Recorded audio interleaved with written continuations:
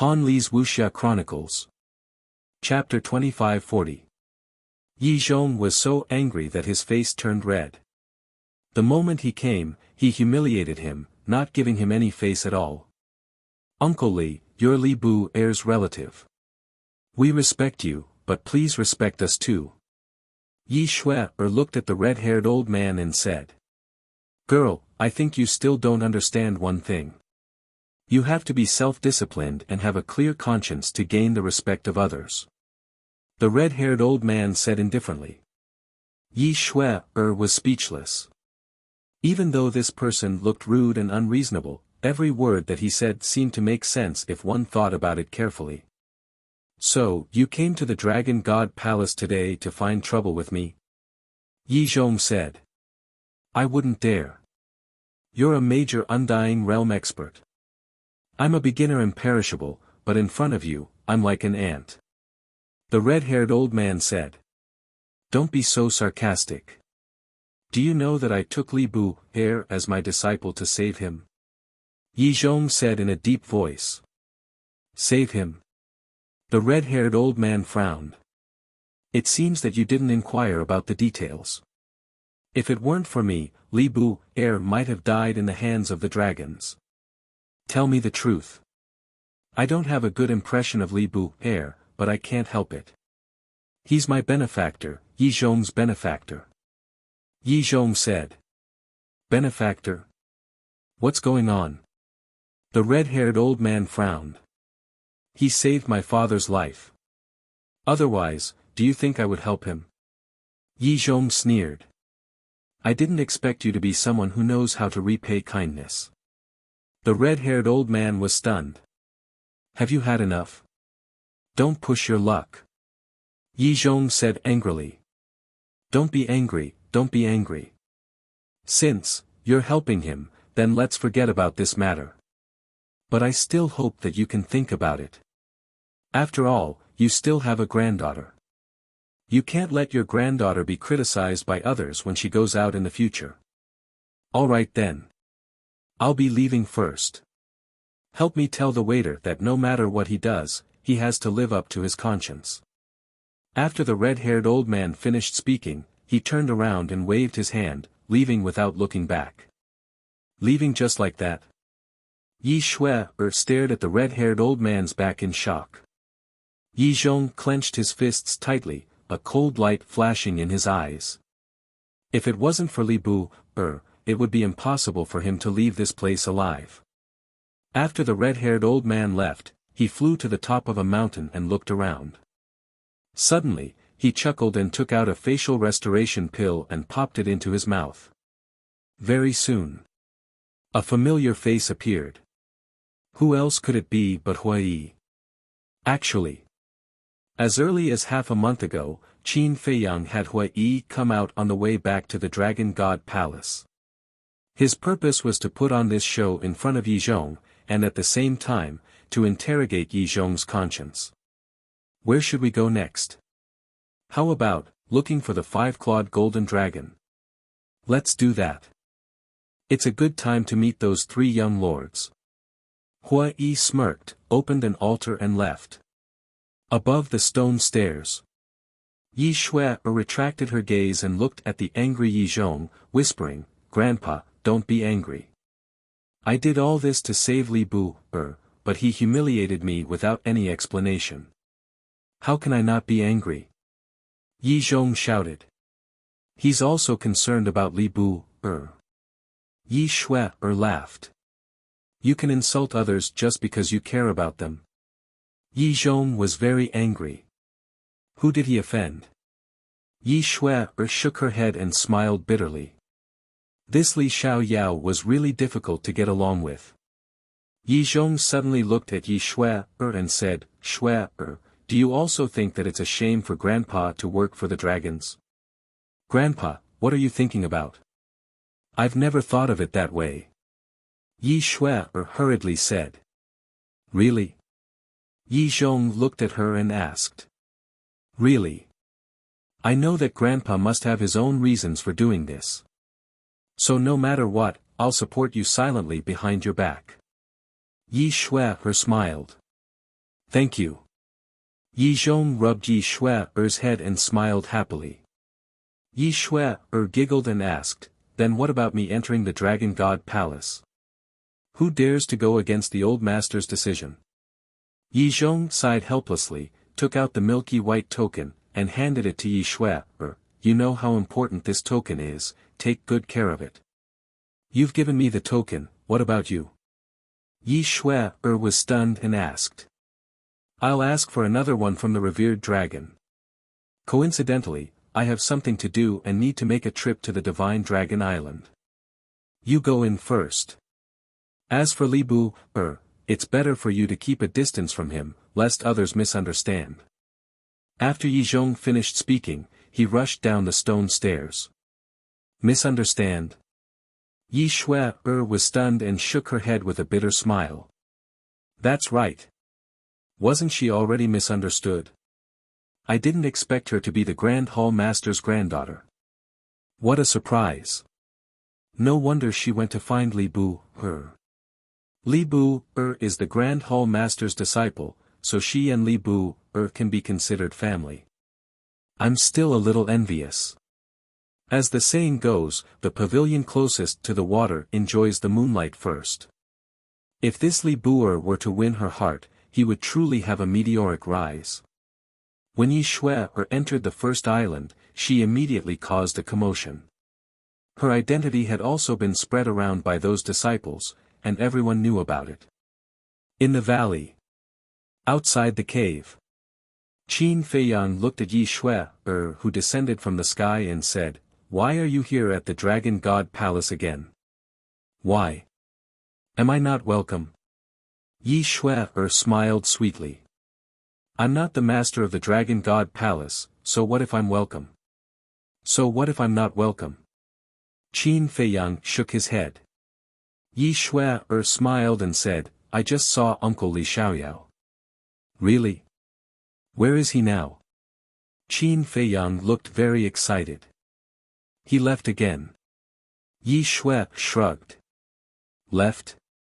Qin Feiyang's expression froze, and he said angrily, That bastard old man, he didn't even come to see me. Bastard old man? Yi Shue was stunned and said speechlessly, Is it appropriate for you to say that? He's a bastard old man to begin with, what's wrong with that? Qin Feiyang coldly snorted. Yi Shue couldn't help but laugh, shook her head and said, He just scolded my grandfather. It can't be. Qin Feiyang asked nervously, What did he say? It's nothing. It's just that my grandfather is the dragon's dog. Yi Shue said. The corner of Qin Feiyang's mouth twitched slightly. Hua Yi, this guy was really bold. Yi Shue smiled and said, Don't worry, grandfather didn't care much. That's good. Qin Feiyang breathed a sigh of relief and said, Then where is master now? He went to Divine Dragon Island. Yi Shue said. Qin Feiyang's pupils shrank, and he asked calmly, Why did master go to Divine Dragon Island? It seems like there's something, but I'm not sure what it is. Yi Shue shook her head. Qin Feiyang didn't ask anymore, and said, Then why did you come to the Dragon God Palace? Yi Shue smiled and said, From now on, we're from the same sect. Please take care of me, little junior brother. Same sect. Qin Feiyang was stunned. Surprised. Yi Shue said. Quite surprised. Qin Feiyang shook his head and smiled, and said jokingly, But the word little junior brother is inappropriate, right? Why is it inappropriate? Yi Shue looked at him in confusion. Qin Feiyang said playfully, No matter what, I'm your grandfather's disciple. According to seniority, I'm from the same generation as your father. Shouldn't you, dream on? Without waiting for Qin Feiyang to finish, Yi Shue glared at him fiercely. Then, she scanned the valley and said, From now on, let's be neighbors. What? Qin Feiyang was shocked. Neighbors? Did that mean that Yi Shue also wanted to place her cave abode in this valley? How could that be? With all his secrets, it would be too dangerous if he stayed with Yi Shui all the time. Why? I'm such a beautiful woman, and you don't welcome me? Yi Shui frowned. Qin Feiyang's mouth twitched, and he said speechlessly, "This is the first time I've heard someone praise themselves as a beautiful woman. Then can you deny it?" Yi Shui looked at him mockingly. Qin Feiyang smiled bitterly. He couldn't deny that Yi Shui was indeed beautiful. She was like a snow lotus, sacred and elegant.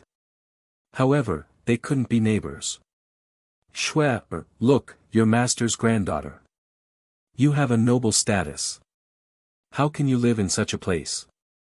Your cave abode must be on the 10th island. Only the 10th island is worthy of you." Qin Feiyang said with a smile. "Aren't you grandfather's disciple too? If you can live here, why can't I? Besides, grandfather asked you to go to the 10th island. Didn't you refuse?" Yi Shui pouted. Qin Feiyang didn't know how to respond for a moment. "Cut the crap. Hurry up and help me open up a cave abode." Yi Shui scanned the valley and finally pointed at the opposite side of Qin Feiyang's cave abode. "Let's do it there. Aren't you afraid that others will misunderstand that there's something between us?" Qin Feiyang was helpless. "What's there to be afraid of?" Yi Shui said with a faint smile.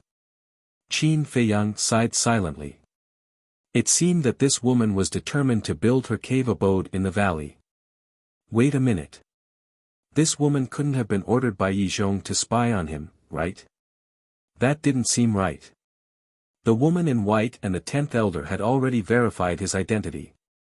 Hua Yi had also disguised himself as Li Xiaoyao to look for Yi Zhong. No matter how cautious someone was, they would definitely believe it. It seems that I have to change my paranoia. Qin Feiyang muttered to himself and flew to the opposite side helplessly to open up a cave abode for Yi Shui. Yi Shui stood at the side and looked at him with a smile. "Hey, don't just watch. Come and help." "Whose cave abode will it be?" Qin Feiyang was speechless. Yi Shui said with a smile, "I'm just a weak woman. How dare you ask me for help? You're weak." Qin Feiyang's face darkened. Her cultivation was higher than his, but she was weak. Women were indeed the most difficult creatures to deal with in this world. A moment later, the cave abode was finally opened. "Next, you can slowly arrange it. Also, if there's nothing else, don't look for me on the opposite side.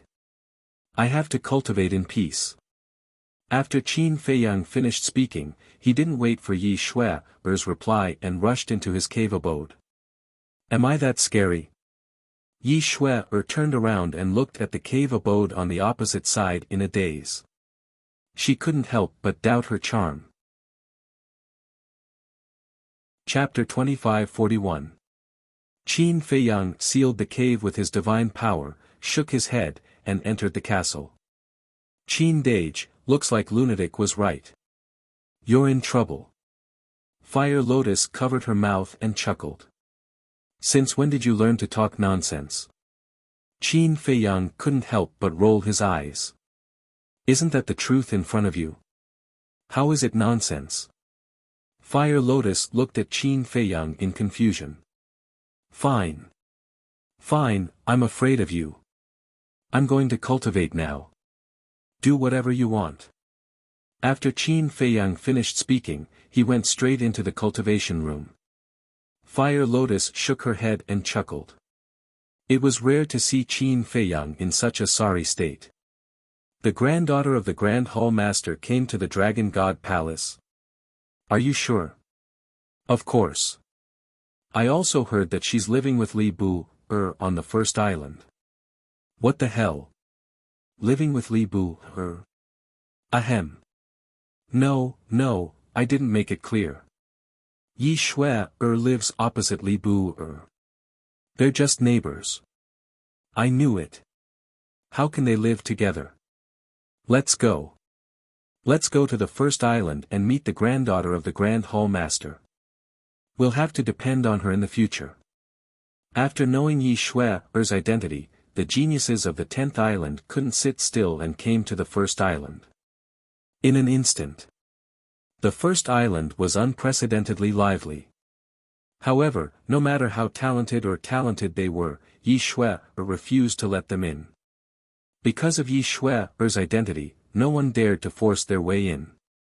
The pavilion closest to the water enjoys the moonlight first. Why don't I stay here and cultivate too? Good idea. I'll stay too. Me too. All of them persevered and fought for territory in the valley to open up cave residences. In less than 2 days, the entire area of the valley was filled with caves. There were probably tens of thousands of people. When Qin Feiyang found out about this, he was both angry and helpless. Originally, he was the only one in this area. It was especially quiet and comfortable. But now, in the blink of an eye, there were actually several tens of thousands more people. It was even livelier than the downtown area. But there was nothing he could do about it. Because the Dragon God Palace's cave abode was arranged by him, even if someone else was next to him, he couldn't do anything about it. However, since they were both from the first island, it was understandable. However, the people from the other islands were also staying on the first island. Was this in line with the rules? Why didn't the law-enforcing elder who was in charge of the first island do anything about it? Divine Dragon Island. I object. I object too. Yi Zhong, your suggestion is basically handing over the treasures of the dragons to those lowly humans. In a large hall. The dragon sovereign sat on the throne above. His entire body was shrouded in mist, making it impossible to see his expression. However, the various ancestral dragons below were staring at Yi Zhong with righteous indignation. The young man in fiery clothes was also there. But at this moment, his eyes were closed. He turned a deaf ear to the voices around him, as if he was taking a nap. This is just this old man's personal suggestion. If you don't agree, just pretend that this old man didn't say anything. Yi Zhong leaned on the chair, glanced at the various ancestral dragons, and said indifferently. You shouldn't have this idea. The underworld king's hell is the treasure left by the dragon god to us dragons. Although we will suffer heavy losses every time we open it, the underworld king's hell has contributed greatly to our dragons being able to stand in the ancient world for countless years. Now that you want us to open it to the outside world, we definitely won't agree. The various ancestral dragons said. Yi Zhong was silent. The dragon sovereign suddenly spoke. Yi Zhong, tell us the purpose of your suggestion. Yi Zhong said, to be honest, this old man really can't think of a way to deal with Qin Feiyang. I didn't expect that it's because you're incompetent. Before Yi Zhong could finish, the youth in blood-red clothes sneered. This old man is incompetent. Yi Zhong raised his eyebrows and said, this old man is incompetent, but at least this old man hasn't suffered a great loss in the hands of Qin Feiyang. But what about you? What did you say? The youth in blood-red clothes suddenly stood up and stared at Yi Zhong with murderous intent. The other ancestral dragons also looked at Yi Zhong angrily. Yi Zhong's words were simply poking at their sore spot. Did this old man say anything wrong? For example, last time on the plains, you set up a trap to lure Qin Feiyang out. At that time, this old man said that Qin Feiyang isn't a fool and that this method wouldn't work. But you just didn't listen. You just had to go through so much trouble to do this, but what happened in the end? Not only did you fail to capture Qin Feiyang, but Old He and the others' bodies were instead destroyed by him. Qin Feiyang even snatched the Sunset Divine Bow and the other 3 heaven-defying divine weapons. This time, the root of the problem has already been sown. Because if it weren't for the betrayal of the 4 heaven-defying divine weapons, would Qin Feiyang have the ability to fight against you in the Internal Sea? Similarly, if it weren't for the instigation of the 4 heaven-defying divine weapons, would the other 6 divine weapons have betrayed you? There's a good saying. One wrong step and the whole game will be lost. And this is the consequence of your arrogance. Yi Zhong scolded mercilessly. Although the ancestral dragons were angry, they had nothing to say. The youth in blood-red clothes suddenly laughed and said, "Old man Yi, save some face for them." The ancestral dragons glared at the youth in blood-red clothes angrily. However, the youth in blood-red clothes didn't open his eyes from beginning to end, so the ancestral dragons couldn't vent their anger. Face is earned by oneself, not given by others. Yi Zhong snorted coldly. How stubborn. The youth in blood-red clothes shook his head. That's enough. Yi Zhong, continue what you didn't finish before. Long Zun said. Although Qin Feiyang is young, in terms of intelligence, I'm afraid even we can't compare to him. If we just search blindly, we won't be able to find him. Moreover, even if we find him, what can we do? Now, with the Sunset Divine Bow and the other heaven-defying divine weapons helping him, unless we take out the sovereign divine weapon, we can only be killed in front of him. But other than the Dragon God, who can control the sovereign divine weapon? That's why I thought of the Nether King's Hell. First of all, the Nether King's Hell is an independent space. No matter how we fight in it, it won't affect the innocent. Yi Zhong was interrupted by the youth in blood-red clothes. He sneered and said, "So after all this time, you're worried about implicating those lowly humans. Yi Zhong, it seems like you're not that loyal to us dragons." What a joke. If an all-out war really breaks out, do you think Divine Dragon Island will be safe? Don't forget how Qin Feiyang broke the sovereign's divine realm. Yi Zhong said angrily. The youth in blood-red clothes flew into a rage out of humiliation. Shut up. Let him finish. The dragons shouted. The youth in blood-red clothes' expression changed slightly. He glared at Yi Zhong with resentment. Yi Zhong looked at him indifferently and continued, "Secondly, the Nether King's Hell itself is very dangerous. We might not even need to do anything and Qin Feiyang will die in there." That's true. The youth in blood-red clothes nodded. Lastly, this is the most important point. You all know the rules and restrictions of the Nether King's Hell. We can't revive any heaven-defying divine weapons or use any heaven-defying divine arts.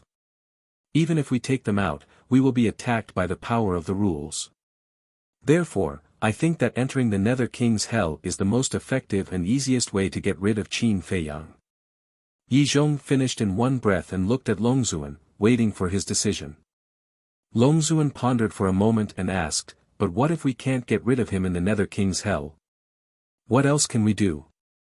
If we can't kill him in the Nether King's Hell, it means that his ability is above that of the dragons. When the time comes, we can only ask the Dragon God for help." Yi Zhong shook his head and said. Your father fell silent.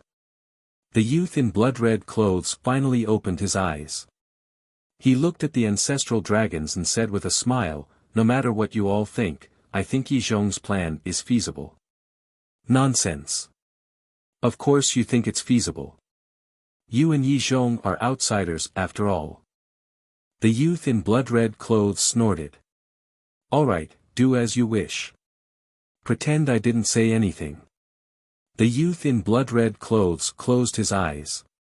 Out of sight, out of mind. Since he's an outsider, I have no right to interfere with the matters of the dragons. Do as you see fit. After saying that, Yi Zhong also closed his eyes. The youth in blood-red clothes stared at the two of them angrily. But before he could say anything, he felt a cold gaze locked on him. He froze and quickly looked at Longzuan. I'm sorry. If you dare to say anything else, I'll kill you. Longzuan said with a murderous look. Yes. The youth in blood-red clothes was stunned. He quickly responded respectfully and lowered his head in silence. Longzuan turned to Yi Zhong and said, Are you sure that Qin Feiyang will enter the Nether King's Hell? Even Eternal Realm experts like us can't resist the temptation of the Nether King's Hell. Do you think he can resist it? Yi Zhong laughed. Huh, Longzuan laughed and nodded. All right, I'll leave this matter to you. Thank you for your support, Longzuan. Yi Zhong stood up and bowed. Go. Longzuan waved his hand. Then I'll take my leave first. After Yi Zhong finished speaking, he turned around and left quickly. As an outsider, I don't have the face to stay here any longer. You can continue. The youth in blood-red clothes opened his eyes and said faintly. He then stood up and left. Coming and going as they wish. What's wrong with them? The youth in blood-red clothes grumbled unhappily. You're the one who's wrong. Until now, you still haven't figured out how important they are to us dragons. Let me tell you, we dragons can live without you, but we can't live without them. Longzuan shouted. Why? The youth in blood-red clothes said angrily. Because they've comprehended the power of law, but none of you have. Now that you don't have any divine weapons, if you really fight with them, they can kill you instantly. Have some awareness. Longzuan snorted. When the ancestral dragons heard this, they clenched their fists tightly. They were indignant, but they felt powerless in their hearts. That's right. For someone in the imperishable realm, the power of law was the true method. Chapter 2542. A few days later. A piece of news spread in the north. The dragons opened the Netherworld King's Hell to the public. However, no one knew about the Netherworld King's Hell. For a time, everyone was discussing what kind of place it was. Did it sound like it was something amazing? Another few days passed. Buzz. Qin Feiyang suddenly received a message. The person who sent him the message was Ren Xiaolan from the treasure pavilion. Is there an alchemy fire and an alchemy furnace? Qin Feiyang asked with a smile. No. Ren Xiaolan shook her head, looking helpless. What's the matter? Qin Feiyang was suspicious. Judging from Ren Xiaolan's expression, she seemed to have encountered some trouble. Ren Xiaolan sighed. I have been expelled from the treasure pavilion by the manager. What? Qin Feiyang was surprised. A few days ago, a legendary artifact suddenly went missing on the 10th floor. The manager said that I stole it and thus expelled me from the treasure pavilion. Ren Xiaolan lowered her head and said. Qin Feiyang frowned and said, Then, were you the one who took it? How could it be me? I didn't go to the 10th floor at all. Ren Xiaolan said aggrievedly. Qin Feiyang said, Then why did he insist that it was you? I don't know either. At that time, the manager didn't even give me a chance to explain. He just chased me out directly. However, at this point, Ren Xiaolan hesitated. However what? Qin Feiyang was suspicious. Although my identity is lowly, I have my self-esteem. After being expelled from the treasure pavilion, I was very indignant. I secretly swore that I must investigate it clearly. So these few days, I ran around and used all my connections. Just last night, I finally found out the truth. Ren Xiaolan clenched her fists, her eyes full of anger. What truth? Qin Feiyang asked. Ren Xiaolan said, This was a trap set up by the manager. Qin Feiyang was slightly stunned and asked suspiciously, Why did he do that? Because of you. Ren Xiaolan sighed. Me? Qin Feiyang was stunned. Yes. You established a contract bridge with me, and publicly announced that you would only trade with me. This caused the manager to feel very humiliated. Furthermore, he also thought that I was the one causing trouble. So, he harbored a grudge in his heart and set up this scheme to expel me from the treasure pavilion. Ren Xiaolan said. I see. Qin Feiyang nodded in understanding. Young master, please don't misunderstand. I'm not blaming you. I just can't accept it. I didn't do anything wrong. What right do you have to charge me with a groundless crime and expel me from the treasure pavilion? Don't say that I'm not trying to curry favor with you. Even if I am, I'm doing it for the sake of the treasure pavilion. I hope to bring the greatest benefits to the treasure pavilion. Ren Xiaolan said indignantly. You don't have to explain. I understand. Qin Feiyang waved his hand. My words carry little weight. I can't do anything in front of a manager who holds great power. Young master, I'd like to ask for your help. I've never thought of returning to the treasure pavilion. I just want the manager to clear my name and publicly apologize to me. Ren Xiaolan said. Qin Feiyang glanced at Ren Xiaolan and lowered his head to ponder. Seeing this, Ren Xiaolan couldn't help but feel uneasy. Because the man in front of her was not familiar with her, even if he didn't help her, there was nothing she could do. But now, she couldn't find anyone else. Because among the people she knew, no one had the status and ability of Qin Feiyang. A moment later, Qin Feiyang looked up at Ren Xiaolan and asked, Do you have any evidence that he framed you? No. Ren Xiaolan shook her head. Then how did you find out that he framed you? Qin Feiyang was suspicious. Ren Xiaolan said, A friend of mine who used to work in the treasure pavilion secretly told me. How did he find out? Qin Feiyang said. Rumors. The staff in the treasure pavilion all said so. Ren Xiaolan said. In other words, this is just the speculation of the staff in the treasure pavilion? Qin Feiyang frowned. Although it's just a guess, it must be right. Otherwise, why would the manager frame me? Ren Xiaolan said anxiously. Don't worry, don't worry. The manager is not an ordinary person.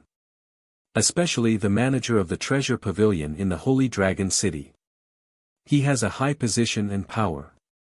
To deal with such a person, it's useless to rely on rumors and slanders. You must have solid evidence.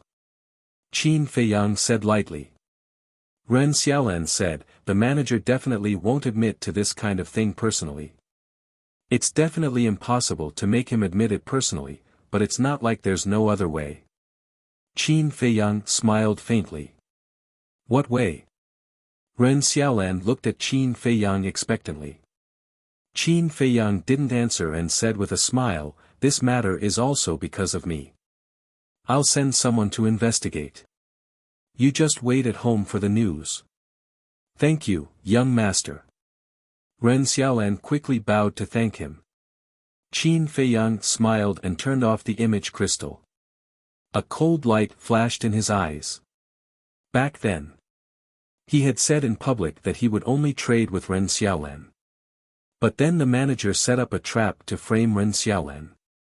Wasn't he deliberately making him lose face? Wait and see. There will be a time when you cry. Qin Feiyang activated the image crystal again. Buzz. Very soon.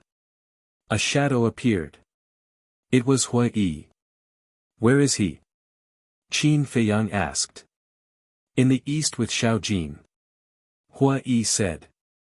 Qin Feiyang stared blankly and asked in astonishment, Why did you run to him? I'm not afraid that he won't be able to handle it well. Hua Yi said with a smile. I think you should go sightseeing now. Qin Feiyang rolled his eyes. Hua Yi looked a little embarrassed and coughed dryly. Stop talking nonsense. Tell me, what's the matter? Go to the treasure pavilion in Holy Dragon City and help me deal with something. Qin Feiyang briefly explained the situation. I see. Okay. I'll go there when I have time. Hua Yi nodded. Qin Feiyang asked, Did you find anything in the east? Yes. Those two people, one is called Duyuntian and the other is called Wu Baichuan. Duyuntian is the young lord of the west. Wu Baichuan is the young lord of the east. Both of them are at the perfected ninth heaven realm. Hua Yi said with a smile. Duyuntian, Wu Baichuan, Qin Feiyang murmured. Hua Yi said, and we also found out the progress of their replacement of the city lord. Qin Feiyang was stunned and asked, How's the progress? After so long, the two of them have only replaced a dozen city lords. Hua Yi joked. So slow. Qin Feiyang was stunned. Do you think everyone is like you, daring to come up with such a crazy plan?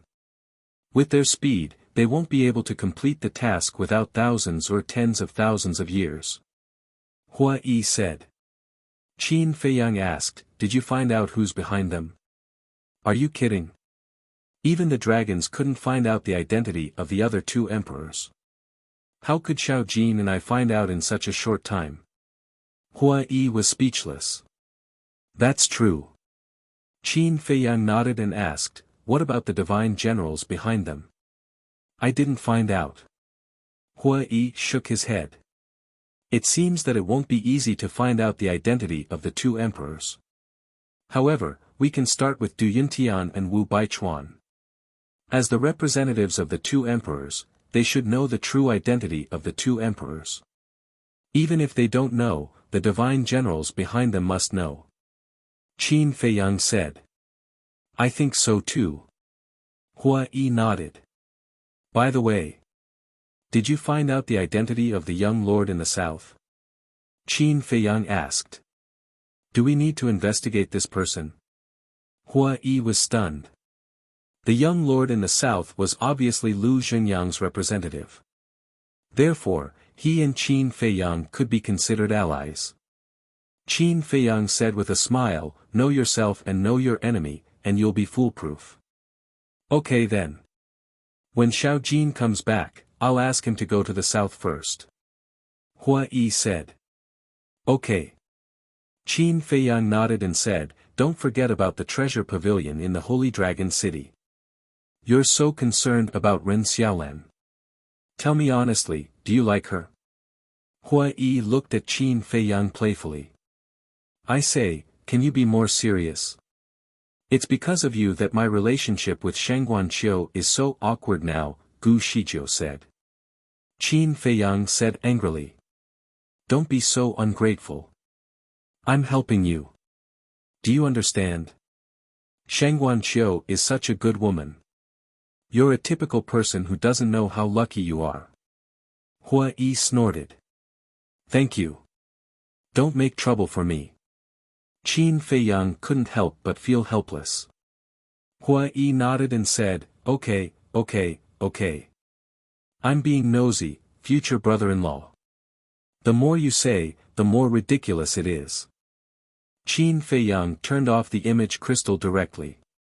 The matter between him and Shangguan Fenglan had not been resolved yet, and he was still in the mood to matchmake him and Shangguan Qiu.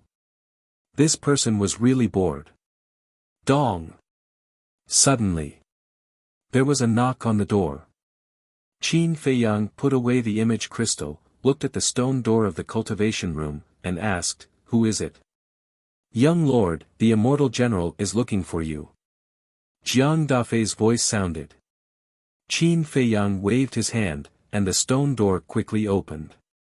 Jiang Dafei was standing outside. Jiang Dafei was holding the image crystal in his hand, and a man in black armor was floating above it. It was the immortal general.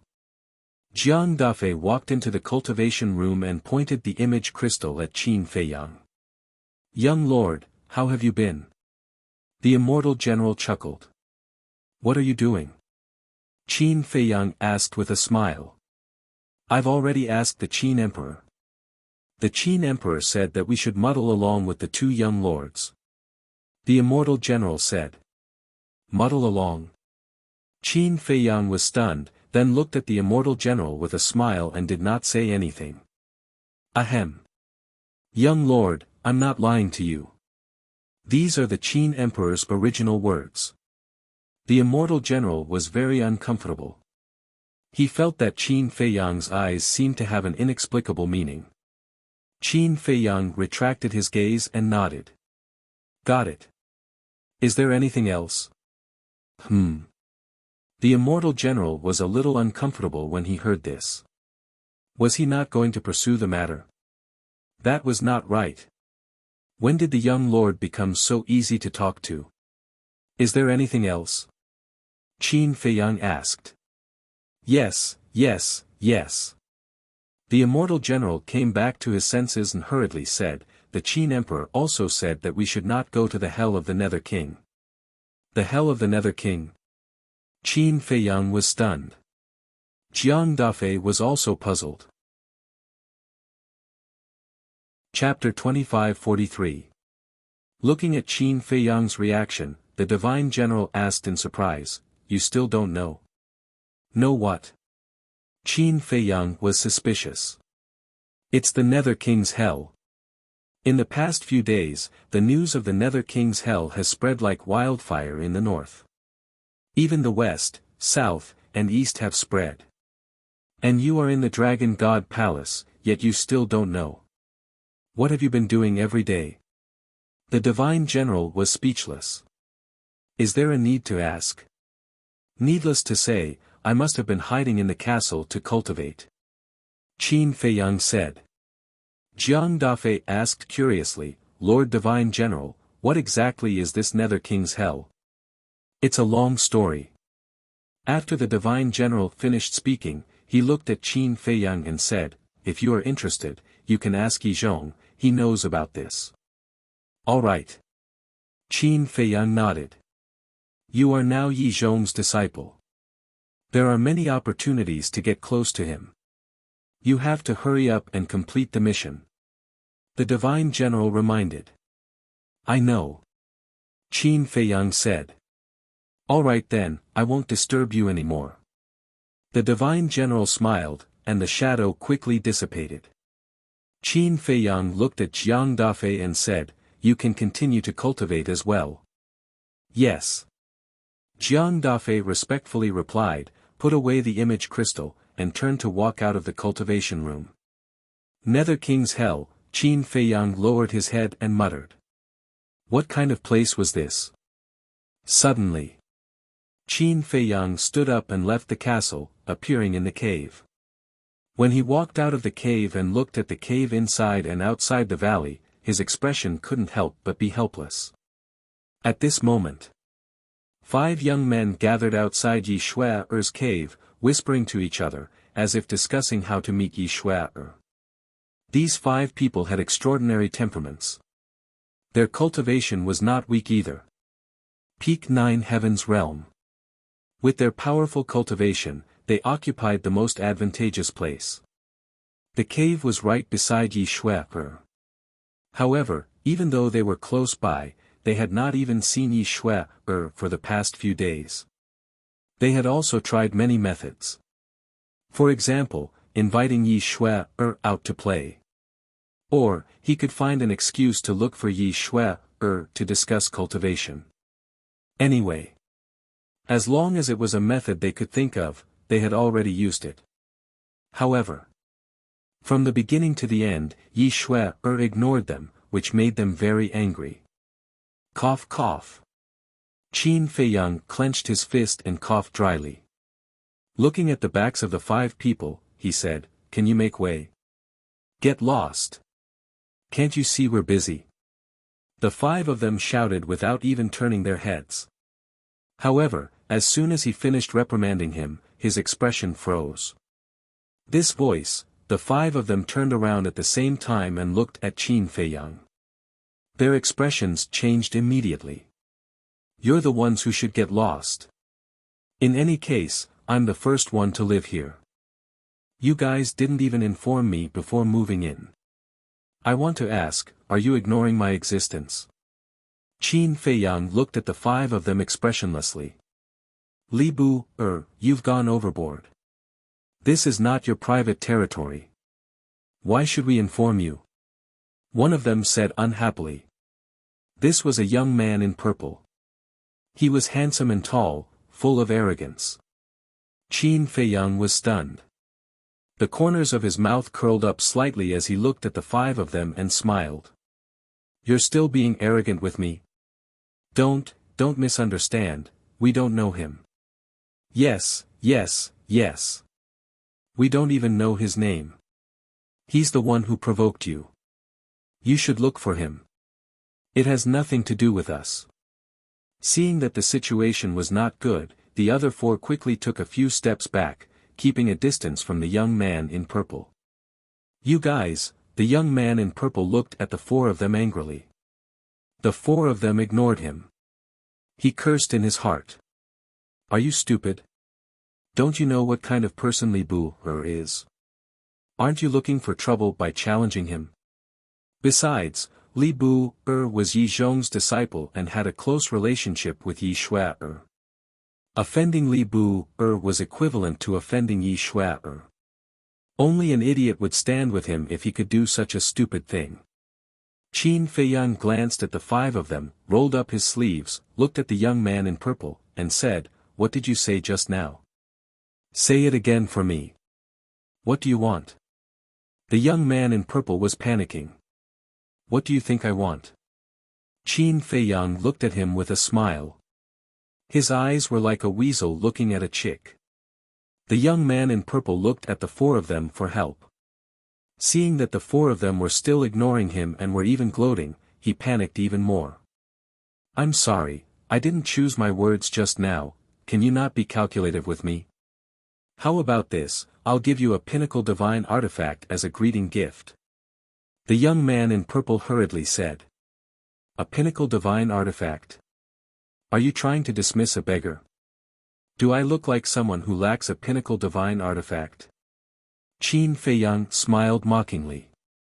The young man in purple's expression froze. That's right. Not only did this person obtain a supreme divine artifact in the Divine Weapon Pavilion, but he also obtained several legendary divine artifacts. Why would he care about a mere pinnacle divine artifact? How about this, I won't make things difficult for you. 100,000 soul stones a month. Just treat it as the rent. Qin Feiyang smiled. What? 100,000 a month? The rent? The young man in purple was dumbfounded. And he even treated this place as his private territory? How could there be such an unreasonable person? Do you think it's too little? 200,000 a month then. Qin Feiyang said. The young man in purple roared, "Li Bu, you can't be so shameless. If you want to win the heart of a beauty, you have to pay a price. How can it be possible for a pie to fall from the sky, right?" Qin Feiyang said with a smile. The young man in purple's face turned pale. How was this unreasonable? He was simply a scoundrel. The other four hid at the side and couldn't stop laughing at his misfortune. Don't laugh.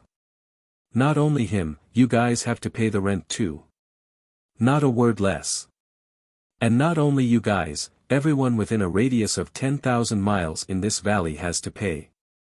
Qin Feiyang looked at the four of them and said. What? The four of them were stunned. Did he really think that this was his backyard? It's settled then. I'll have to trouble you guys to help me collect the rent. If anyone doesn't pay, just chase them away. Qin Feiyang said to the five of them and walked toward Yi Shui's cave abode. The five of them twitched their faces. He actually asked them to help collect the rent. That was too much. Qin Feiyang ignored them and stopped outside the cave abode. He asked, can I go in? There was a stone door in Yi Shui's cave abode. Boom! Not long after he said that, the stone door slowly opened. Their relationship is indeed extraordinary. Looking at this scene, the five of them were filled with envy. Do you see my relationship with Yi Shui? As long as you guys are obedient, I might even matchmake you guys together. Qin Feiyang smiled secretly at the five of them and strode into the cave abode. The five of them wanted to follow him in shamelessly. However, just as they reached the entrance, the stone door closed with a bang. The five of them were helpless. Do you guys believe him? The purple-robed young man asked. Believe what? The other four of them were suspicious. He will matchmake us together. The purple-robed young man said. As if we would believe him. It's obvious. Why wouldn't he do such a good thing himself and give it to us? The four of them sneered. What should we do then? Are we really going to help him collect the rent? The purple-robed young man frowned. Dream on. This isn't his territory. I'm not going. I want to see what he dares to do to me. That's right. Although he's the disciple of the Grand Hall Master, he can't be so unreasonable. However, we can join forces with others to suppress his arrogance. Good idea, let's go. The 5 of them left indignantly. In the cave abode. As soon as Qin Feiyang walked in, he realized that it was a completely different world. Yi Shue's cave abode was several times bigger than his. It was also beautifully decorated. The floor was covered with white jade and there was not a speck of dust. There were also various ornaments carved from agate and jade hanging on the walls. There was even an independent living room, lounge, and cultivation room. There was also furniture. Qin Feiyang glanced at everything and shook his head. It's just a temporary residence. Is there a need for this? It was simply a waste of time to do all this. A woman's mind was indeed different from others. Don't use your man's mind to measure us women. Yi Shui was wearing a snow-white dress and sitting on a chair carved from mahogany, looking at Qin Feiyang. She looked like an otherworldly fairy. All right. Why don't you cut the crap? Do you know about hell? Qin Feiyang sat opposite Yi Shui casually and asked. Yi Shui was stunned and asked suspiciously, why are you asking about this? Qin Feiyang smiled and said, isn't everyone talking about it now, so I'm curious. A few days ago, I've already asked Grandpa, but he didn't say anything. Instead, he told me not to ask around. And he also told me to tell you not to mess around and stay in the Dragon God Palace to cultivate. Yi Shui said. Why? Qin Feiyang asked. Yi Shui's words were completely out of his expectations. I don't know either. Yi Shui shook her head and said, but since Grandpa said so, it must be for our own good. I admit that. But don't you think it's strange? There are so many people in the Dragon God Palace, why are we not allowed to ask around? Qin Feiyang frowned. Nonsense. We are the people closest to him. Yi Shui said. The people closest to him? Qin Feiyang was slightly stunned and shook his head with a smile. You are the person closest to him, so I don't object. But I am just a disciple who has just become his disciple. Li Bu, I don't feel comfortable listening to your words. Is my grandpa not good to you? Although we have just known each other, be it great-grandpa or grandpa and the others, they all treat you as family. Yi Shui said angrily. What about you? What kind of person do you take me for? Qin Feiyang asked with a smile. Me? Younger brother. Don't tell me you want to be my elder brother. Yi Shui rolled her eyes. Qin Feiyang smiled and said, if you agree, I won't object. Dream on. Yi Shui looked at him in disdain. His hair was not even fully grown, and he wanted to be her elder brother. Did he have any shame? Chapter 2544. Qin Feiyang smiled awkwardly and said, since we're all curious, why don't we ask your grandfather? Wait. Yi Shui quickly reached out and asked, when did I say that I was curious? Although you didn't say it, you must have it in your heart. Qin Feiyang smiled. Yi Shui rolled her eyes at Qin Feiyang and took out the image crystal. She looked at Qin Feiyang and said, just say that you want to know. Don't drag me into it. Okay. Qin Feiyang nodded. Looking at Yi Shui, he was still very afraid of Yi Zhong. Buzz. The image crystal was activated. A moment later. Yi Zhong's shadow finally appeared. Grandfather. Yi Shui called out sweetly. Master. Qin Feiyang also stood up and bowed. Yi Zhong looked at the two and frowned. Why are you two together? Qin Feiyang was stunned and said suspiciously, Master, don't you know that lives across from me? What? Yi Zhong was stunned and looked at Yi angrily. Didn't you tell me that you were on the 10th island? This, Yi glared at Qin Feiyang and smiled. Grandfather, please calm down. You little girl, you've learned how to lie. Yi Zhong glared at her. Grandfather. Isn't it because I'm new here? I'm unfamiliar with this place. If I really go to the 10th island, I won't even have someone to talk to. How lonely would that be? Yi pouted and looked at Yi Zhong with grievance. You've learned how to quibble. Li Bu, you taught her. Yi Zhong looked at Qin Feiyang unkindly. What does this have to do with me? Qin Feiyang was extremely helpless. How could this be blamed on him? He was really shot even when he was lying down. Grandpa, when did you become so heartless? Can't you consider my feelings? Can't you bear to see me alone on the 10th island? Yi looked at Yi Zhong pitifully. Yi Zhong's veins bulged. Instead, she was complaining about him. However, looking at Yi Shue's resentful eyes, he couldn't help but feel sorry for her. All right. This old man has no objection. But Li Bu, listen carefully. Yi Zhong sighed helplessly and looked at Qin Feiyang. Please speak. Qin Feiyang said. Since he had already been shot, he didn't care if he got shot again. You and must maintain a pure friendship. The biggest restriction is that you are siblings. Yi Zhong said. Grandpa, what are you saying? Yi was speechless. Qin Feiyang was also stunned. He chuckled and said, Don't worry, my relationship with your granddaughter will always be as pure as the water in the mountain spring. That's good.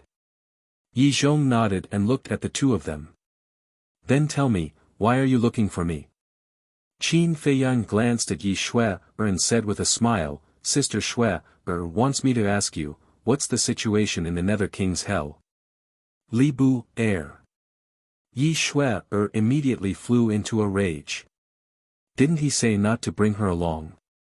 Now, he actually said that she wanted to ask.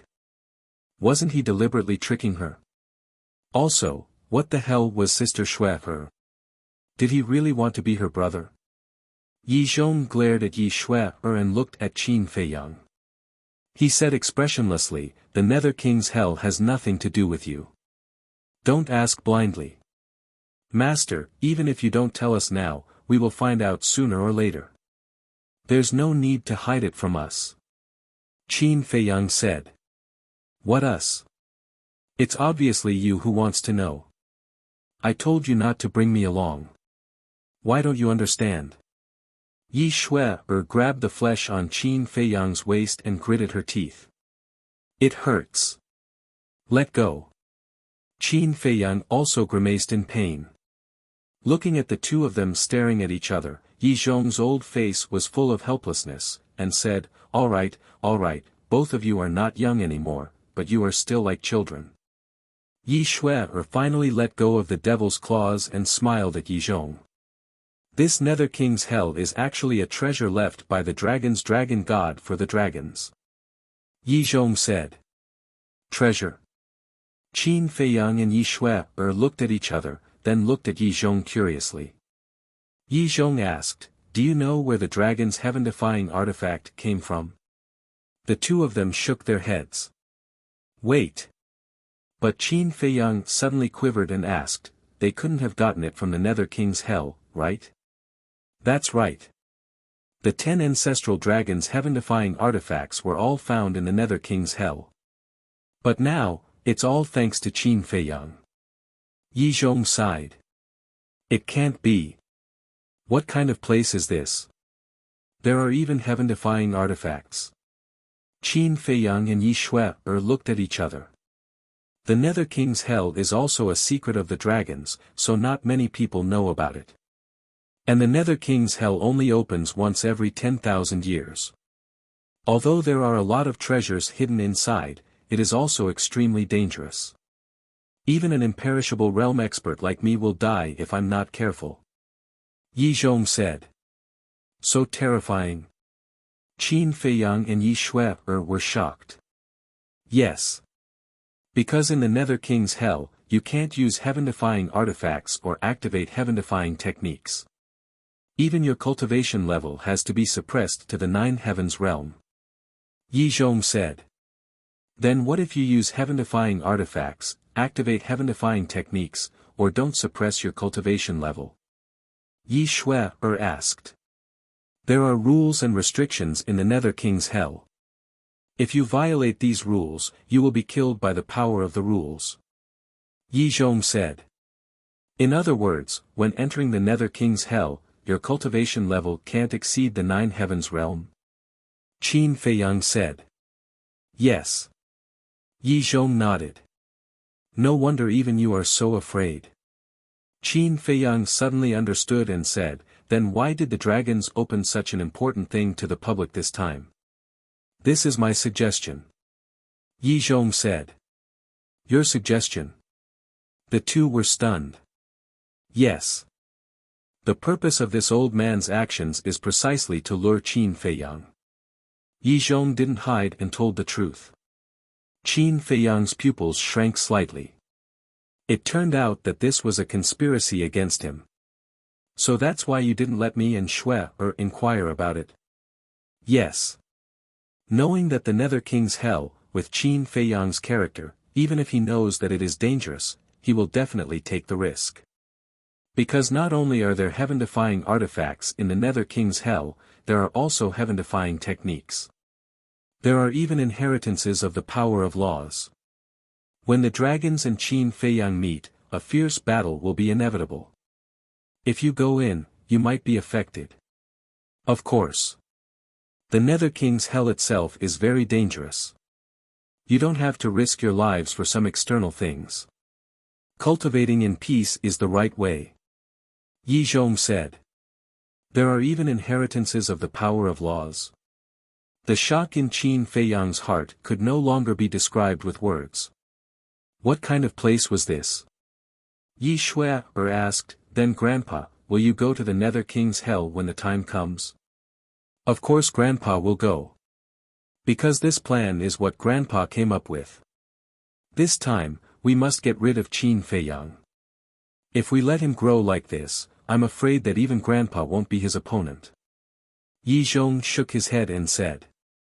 Qin Feiyang furrowed his brows without leaving a trace. He said, Master, this disciple has something to say. You'll have to bear with it. Speak. Yi Zhong looked at Qin Feiyang. The one who has a grudge with Qin Feiyang is the dragons. Even if we want to get rid of Qin Feiyang, that's the dragon's business. What does it have to do with you? Why do you have to get involved? This is not good for you. What's more, Qin Feiyang has never targeted you before. Qin Feiyang said. Yi Zhong was silent. After a long time, he shook his head and smiled, saying, let's work for our own masters. Originally, Qin Feiyang wanted to persuade Yi Zhong not to meddle in these affairs and live out his remaining years in peace. But now, it seemed almost impossible. This old man still has things to do. That's all. Don't bully Shui. Yi Zhong stared at Qin Feiyang and gave him a meaningful warning. Then, the shadow dissipated.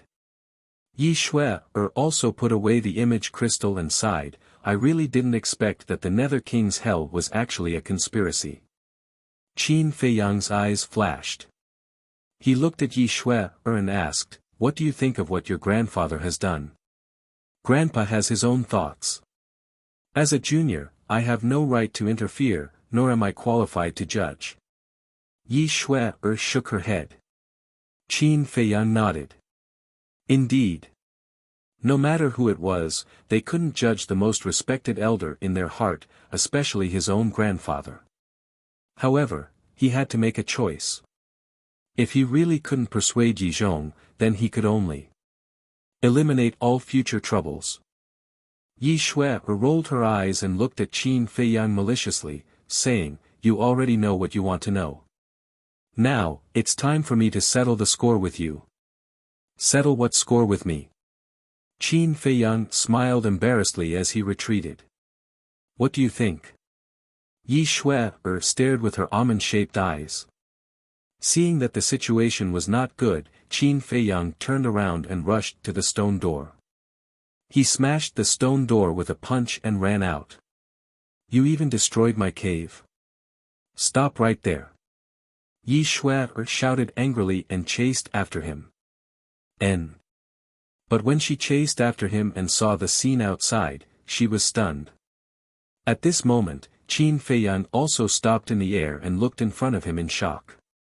There were no less than hundreds of people gathered in front of him. And above the valley, there was also a sea of people. Counting inside and out, there were at least 50 to 60,000 people. Moreover, the cultivation of these people were almost all at the Nine Heavens realm or the Great Perfection realm. The purple-clothed youth from before was also in front of the crowd.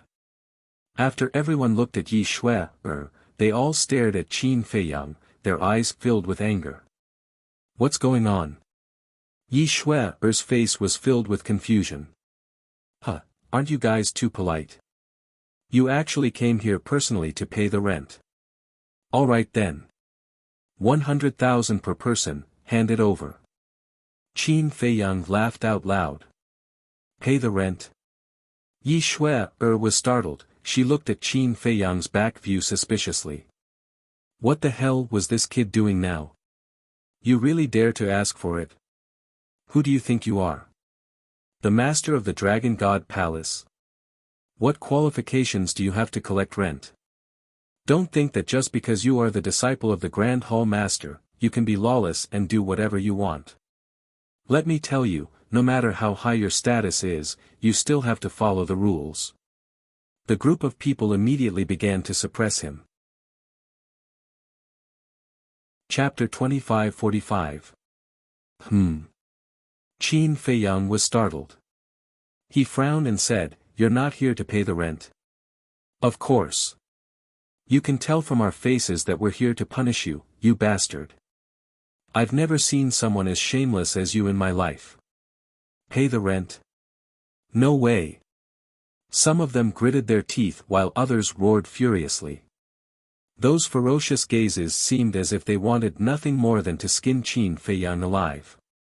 Qin Feiyang raised his eyebrows and looked at the 5 young men in purple. "What are you doing? Can't you even do such a simple thing?" "Humph." The 5 of them laughed coldly. "Look at your faces. Are you the ones who teamed up with them to punish me?" Qin Feiyang was stunned. "You only realized now? It seems like you're not as smart as the rumors say." The 5 of them could not help but laugh. "I see." Qin Feiyang nodded in realization. He glanced at everyone and said with a smile, "Don't say I didn't give you a chance. It's too late to pay the rent. Idiots." Everyone rolled their eyes at him. "It seems like you really think I don't dare to beat you up." Qin Feiyang chuckled and transmitted his voice to Fire Lotus, "Girl, it's your turn." "All right."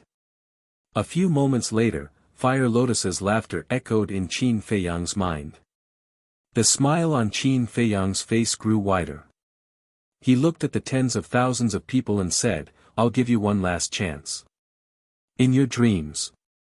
We'll go find the Grand Hall Master and expose your evil deeds. Let's go." Immediately, the group of people flew toward the entrance of the square. Qin Feiyang grinned. With a thought, Fire Lotus appeared out of nowhere.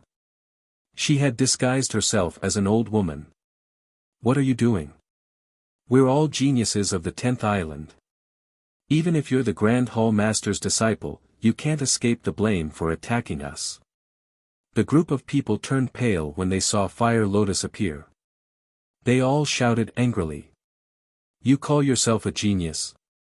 You guys are really thick-skinned. Then let me see how powerful you so-called geniuses are." Qin Feiyang smiled mockingly. He turned his head to look at Huo Lian and said, "Beat him to death." Understood. Huo Lian nodded with a smile, and a monstrous divine aura erupted.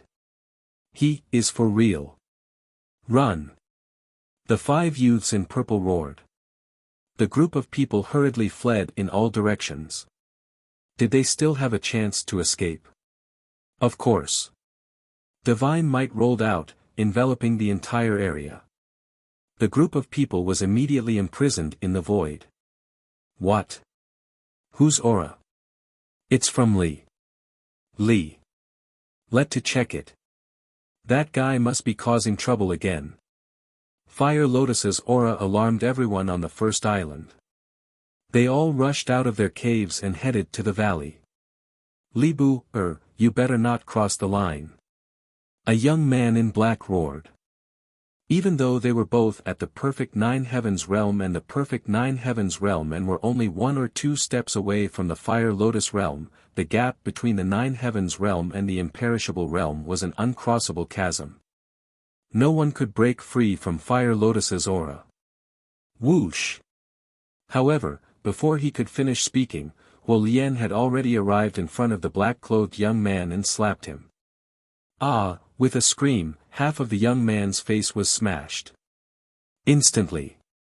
Everyone fell into a deep fear. This guy wasn't joking. He really wanted to beat them to death. Brotherly, this is a misunderstanding. Yes, we were just joking. We're actually here to pay the rent. Isn't it just 100,000 soul stones? I'll pay for a year. I'll pay for 2 years. I'll pay for 10 years. Don't do it. We can talk about it. They were all scared. However, Qin Feiyang wasn't going to do it. Previously, he had spoken calmly, but all of them were extremely arrogant. Now that they were beaten up, they were scared, and they were begging for mercy. How could it be so easy? They had to beat them up and collect the rent. Since they all liked to be arrogant, they would be arrogant to the end. Let's see who was more arrogant. Ah! Screams could be heard everywhere. Wherever Fire Lotus went, it was like a tornado. Everyone's faces were torn apart. Blood and flesh splattered everywhere. Damn! He's really causing trouble. Those people are all geniuses of the 10th island. They all have legendary divine weapons and legendary divine techniques. Whether it's in the Dragon God Palace or outside, they all have supreme positions. Li Bu, is really brave. He actually beat up these people without restraint. What a joke. He's now the disciple of the Grand Hall Master.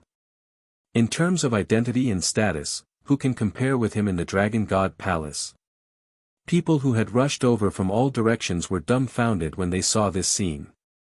This guy's arrogance had reached the point of lawlessness. In less than 100 breaths, tens of thousands of people were lying in the void. Their bodies were dripping with blood and they were wailing. They all looked extremely miserable. The 5 young men in purple were naturally the focus of attention. They lay in the void like 5 pools of mud, motionless. Fire Lotus returned to Qin Feiyang's side. Well done. Qin Feiyang gave them a thumbs up and glanced at those people. He chuckled and said, then let's start paying the rent now. What? We still have to pay rent? The group of people looked at Qin Feiyang in shock. Nonsense. Since you're in my territory, you have to pay protection fees. No, it's rent. Qin Feiyang laughed. Bastard. He really thinks of this place as his own. The group of people roared in their hearts, but there was nothing they could do. Who's that? Qin Feiyang pointed at a man in white and said, just now, you said that you have to pay for 10 years.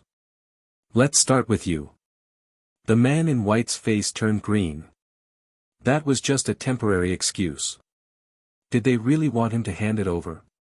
100,000 a month. That's 1,200,000 a year.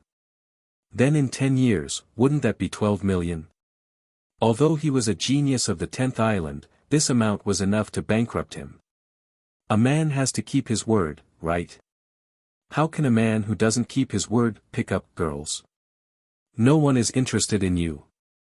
Qin Feiyang laughed. The man in white looked at Yi Shui, then at Qin Feiyang. He shook his head and said, I won't stay here anymore, okay? I'll leave now. You come and go as you wish. How can it be so easy? You have to pay. We'll talk after you pay. Otherwise, as Qin Feiyang said this, he stared at the white-clothed man and smiled maliciously. The man in white trembled and nodded. Okay. I'll pay. Then, the man in white reluctantly walked to Qin Feiyang, took off his interspatial ring, and said, all my assets are here. Give it to me. Qin Feiyang extended his hand and said with a smile. Can you leave some for me? The man in white looked at Qin Feiyang pitifully and said, why don't you pay for a year first? How can you do that? I'll tell you the truth. Yi Shui likes a man who keeps his word. Qin Feiyang glanced at Yi Shui behind him and chuckled. The man in white looked at Yi Shui. How could he be in the mood to think about Yi Shui? Qin Feiyang raised his eyebrows and said, I'm talking to you nicely. You won't listen again, will you? I'll give it to you. The man in white's eyes trembled and he quickly handed the interspatial ring to Qin Feiyang. Qin Feiyang chuckled and grabbed the interspatial ring, but the man in white didn't let go. His face was full of unwillingness. Qin Feiyang glared at Fire Lotus and said, continue to beat him up. No. The man in white's body shook and he hurriedly let go.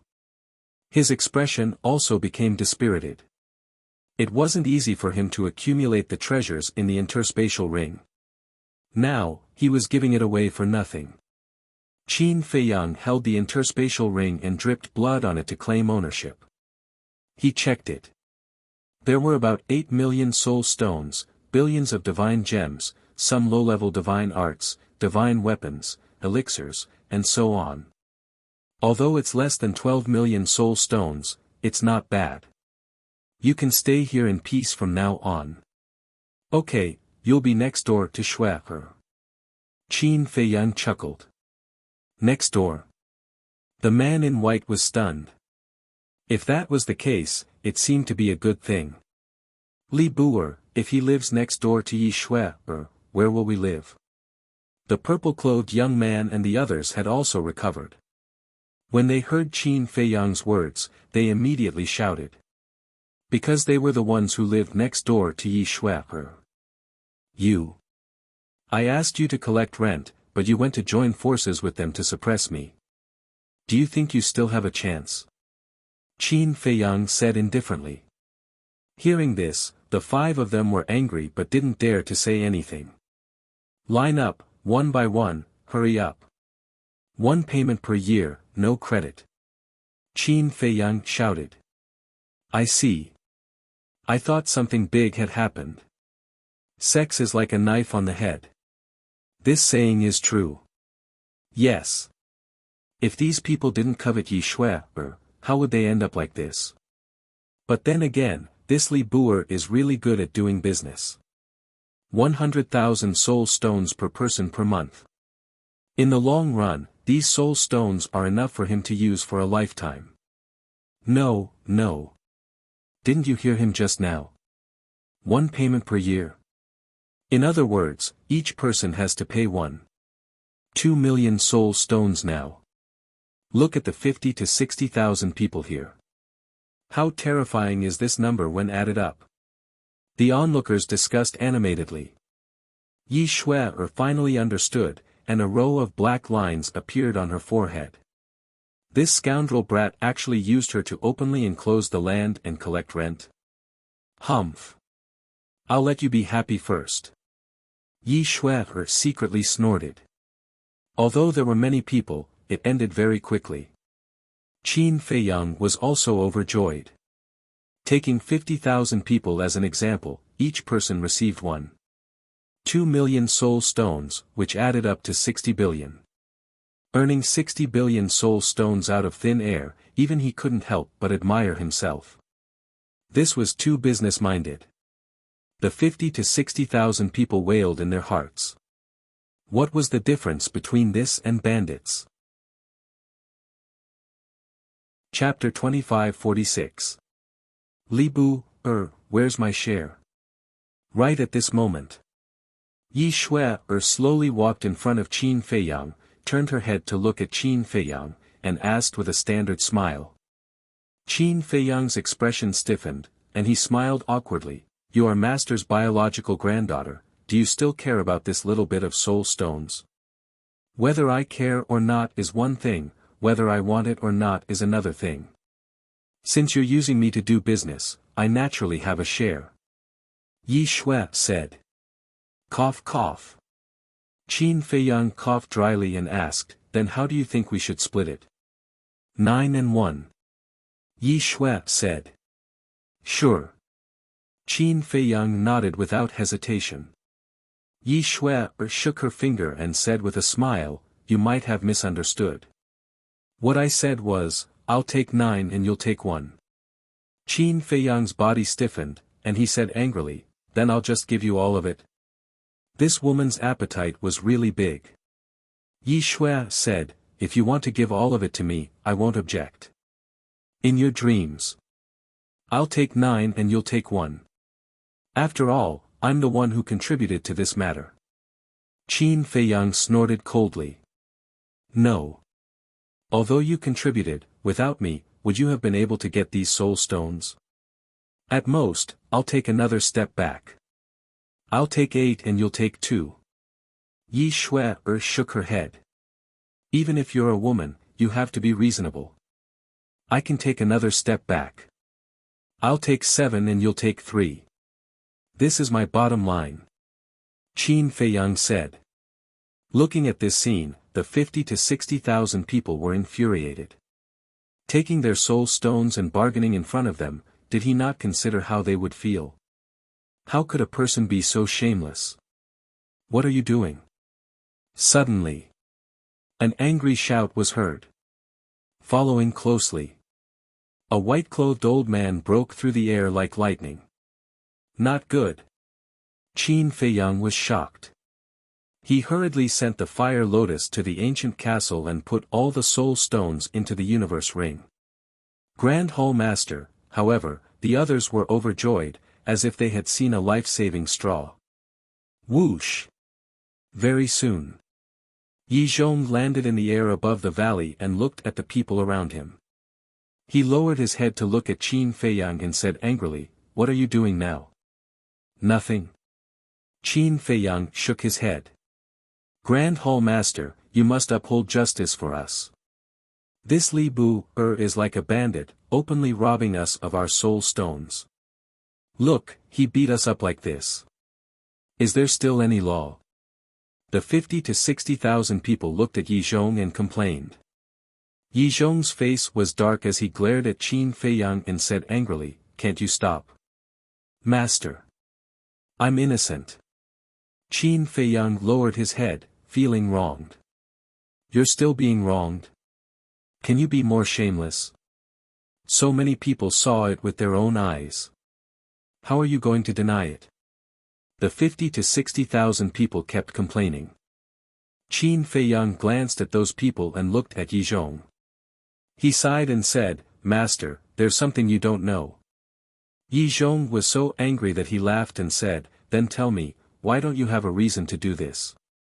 Hey! Look, they're all from the 10th island, but why did they come to the first island? Qin Feiyang said. Yi Zhong was slightly taken aback. He glanced at the 50 to 60,000 people suspiciously and said, yes, why did you come to the first island? We, the 50 to 60,000 people were a little guilty. Qin Feiyang said angrily, Master, in fact, they're here to tease your granddaughter. What? Yi Zhong's eyes widened in anger. Grand Hall Master, it's not what he said. Don't listen to his nonsense. Li Bu, do you have any shame? Not only did you rob us of our soul stones, but you're also making false accusations. The group of people stared at Qin Feiyang angrily. I should be the one asking you this. Do you have any shame? You even bullied a girl. Master. Xue is your granddaughter, so she's also my family. Xue was bullied by them, so I couldn't stand it. That's why I taught them a lesson. If Master still thinks that I've done wrong, then I'm willing to accept the punishment. Qin Feiyang lowered his head and said. Oh my God. It's a pity that he didn't become an actor. Yi Xue rubbed her forehead. Even she was starting to believe it. Yi Zhong took a deep look at Qin Feiyang and asked Yi Xue, is that true? Whoosh.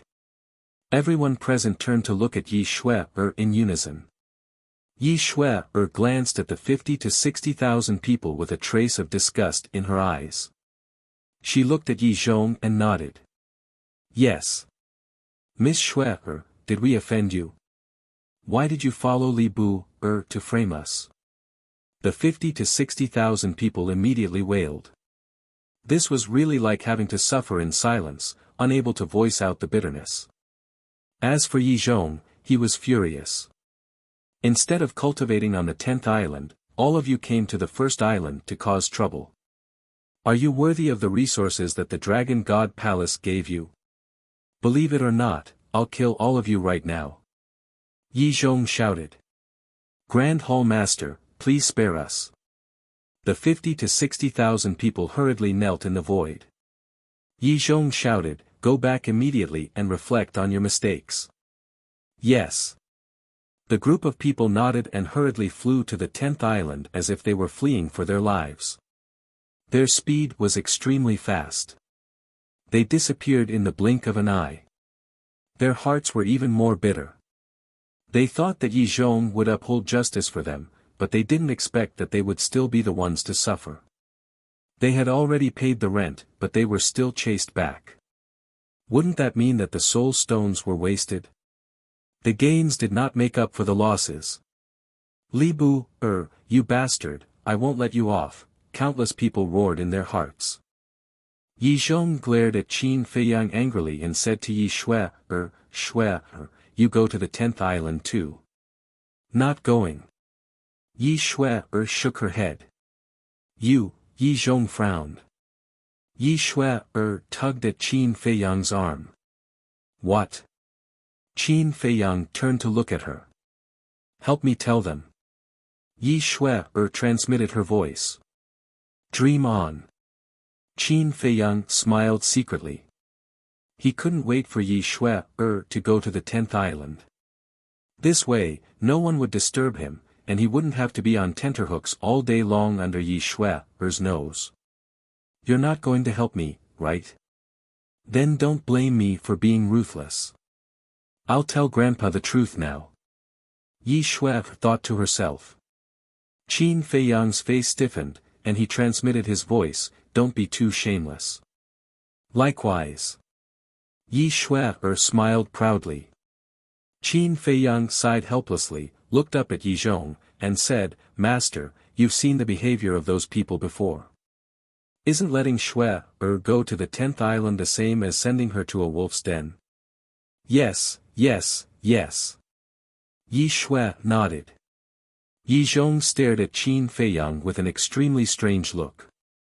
It was as if he was saying that this kid seemed to be more dangerous than those people.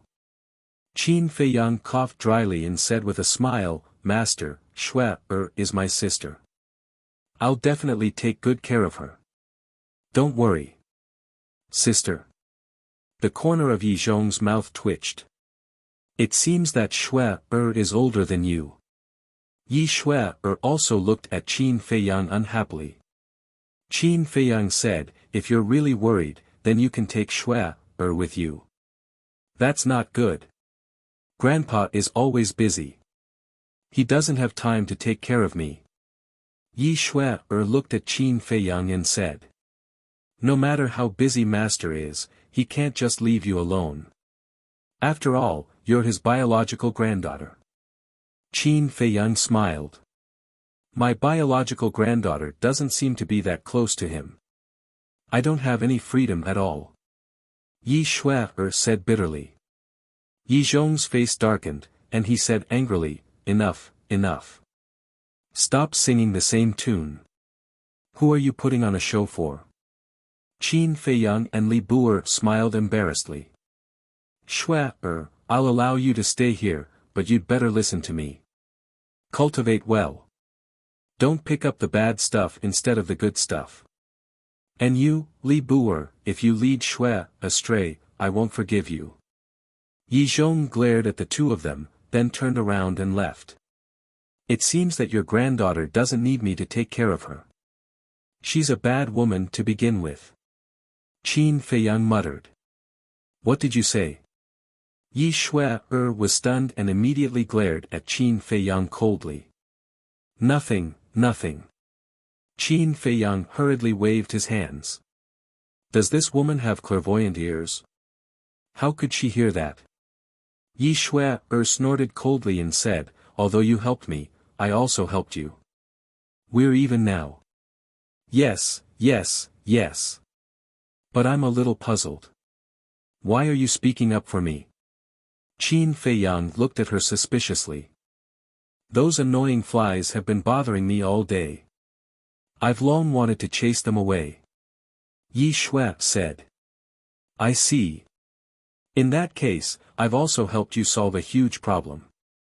In return, about the soul stone, Qin Feiyang smiled. Cut it out. I'll take another step back. 50-50. Yi Shui said.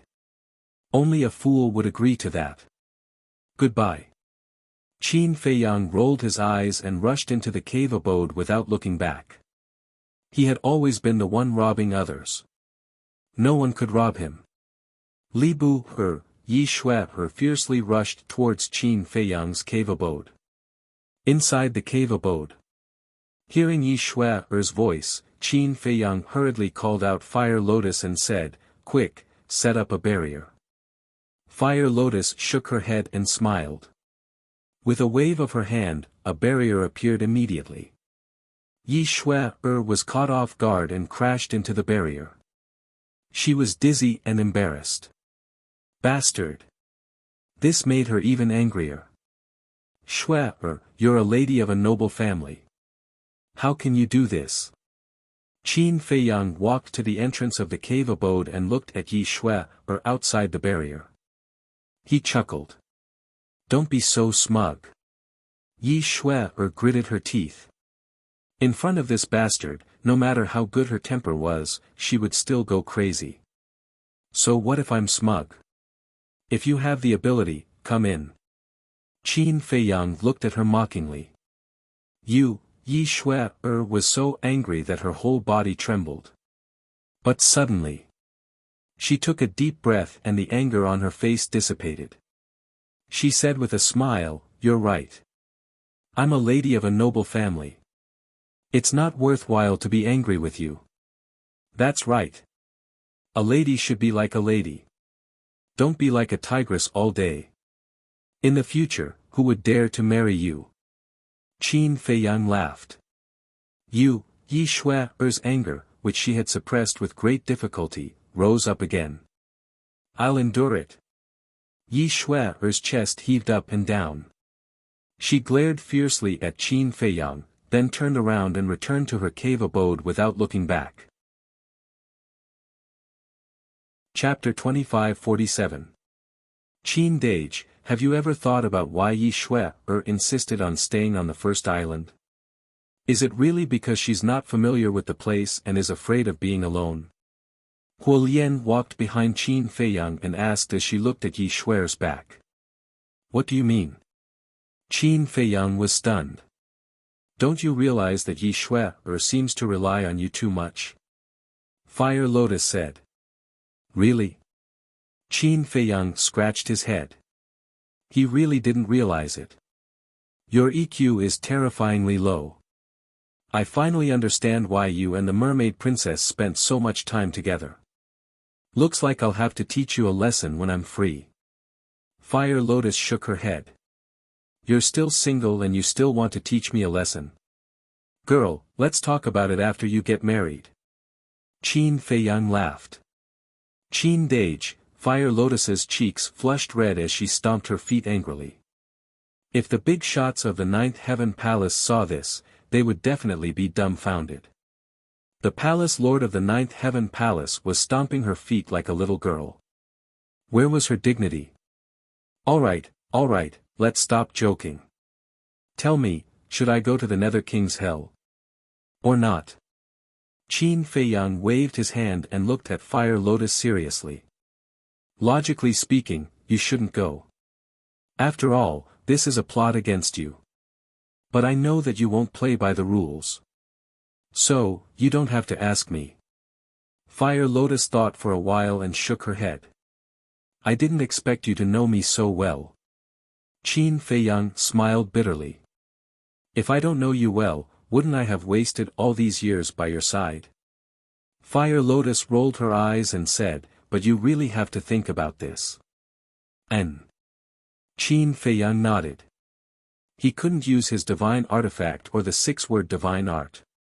Even Fire Lotus and the others couldn't help. It would be a headache if they were to face off against the dragons. Unless, oh, right.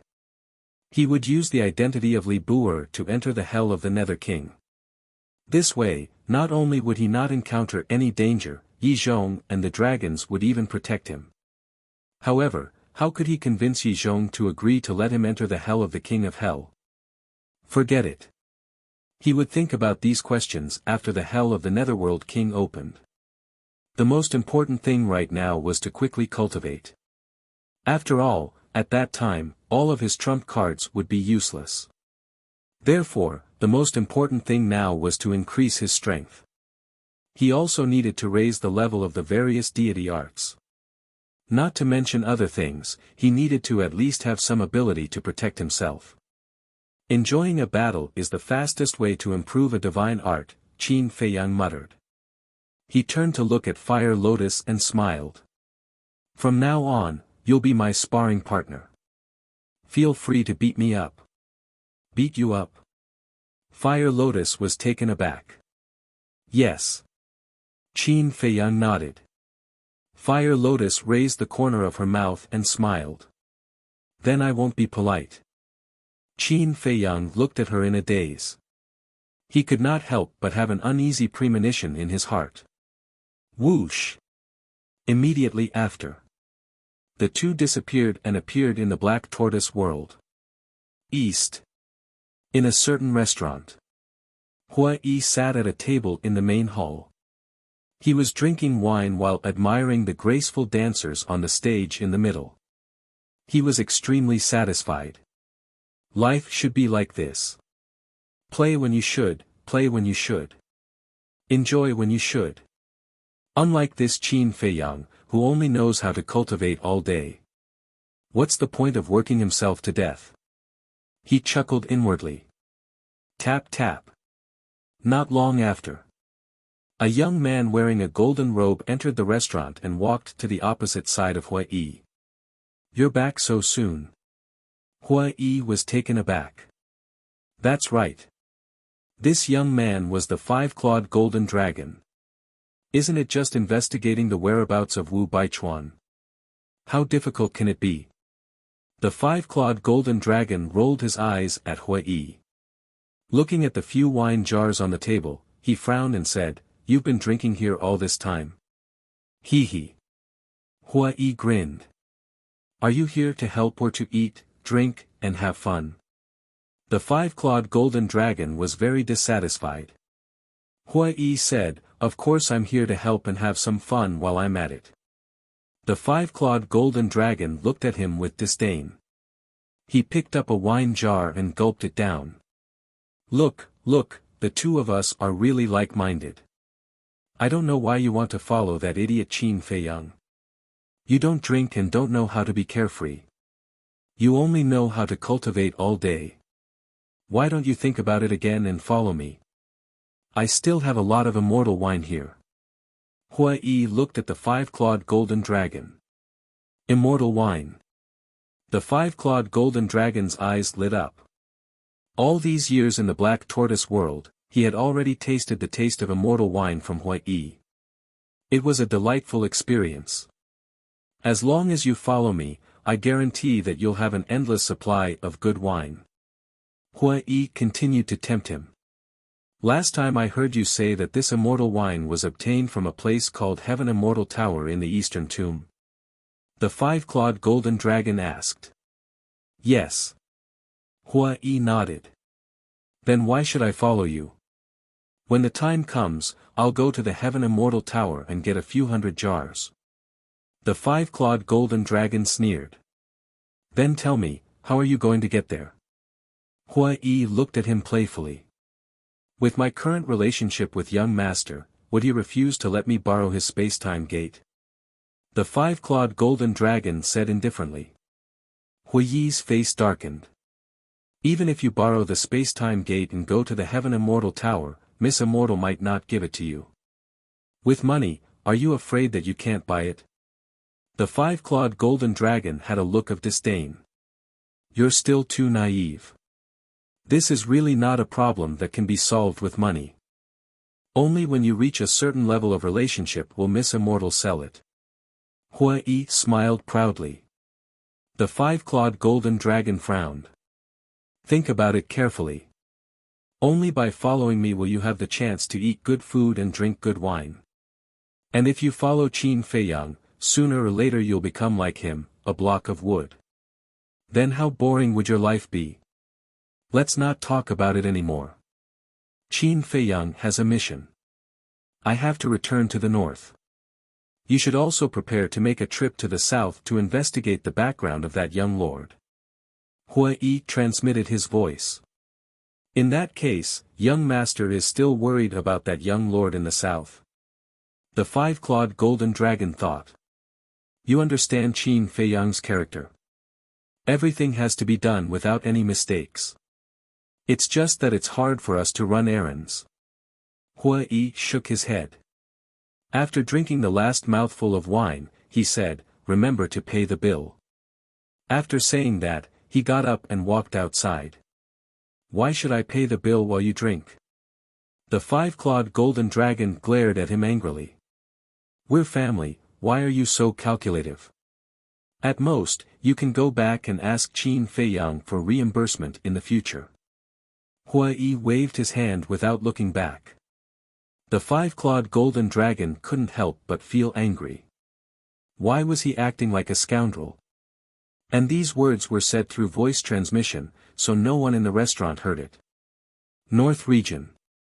Treasure Pavilion. A black-haired young man in his 20s slowly walked into the treasure pavilion. Greetings, young master. Is there anything I can do for you? A staff member greeted him with a very good attitude. Take this young master to see your steward. The black-haired young man looked at the staff member with his nose in the air and said. May I ask if young master has made an appointment in advance? The staff member asked cautiously. What the hell? A small steward needs to make an appointment in advance? The black-haired young man raised his eyebrows and his voice was particularly loud. The people around immediately looked at him. Which young master was this? How could he be so arrogant? The staff member was stunned and said, I'm sorry, I can't take you to see the steward without an appointment. Is that so? What if I insist on seeing him today? The black-haired young man said. The staff member could not help but frown and said, Are you here to pick a fight? Yes. I'm here to pick a fight. If you don't want to be implicated, quickly step aside. Damn fat pig, get out here. The black-haired young man scanned the treasure pavilion and roared. Damn fat pig? Is this person crazy? Who in Holy Dragon City doesn't know that the steward of the treasure pavilion hates people calling him a fat pig the most? Everyone looked at each other. How bold of him. The staff member was also angry and shouted, Men, throw him out. The 4 guards guarding the door immediately ran in. Get lost. The black-haired young man shouted coldly. The 4 guards immediately vomited blood and were forced to retreat. No way. They were forced to retreat with just a shout. You have to know that they are all powerhouses in the ninth heaven realm. Everyone was extremely shocked. Seeing this, the staff member also retreated in horror. Damn fat pig, if you don't get out here, I'll tear down your treasure pavilion. The black-haired young man shouted domineeringly. Tear down my treasure pavilion? I'd like to see if you have the ability to do so. Accompanied by a gloomy voice, the manager of the treasure pavilion dragged his fat body out. You're finally willing to come out. The black-haired young man chuckled. Didn't you say that you want to tear down my treasure pavilion? I'll give you the chance now. Tear it down. The treasure pavilion steward sneered. Huh, the black-haired young man laughed and said, compared to tearing down the treasure pavilion, I have something more important to do. Ren Xiaolan. Ren Xiaolan. The treasure pavilion steward was shocked. He's here for Ren Xiaolan. In other words, he's here to seek justice for Ren Xiaolan. That's strange. I'm quite close to Ren Xiaolan. Why didn't I know that she knew such a rich young master? The surrounding staff members also began to whisper among themselves. You don't want to discuss this with me in front of so many people, do you?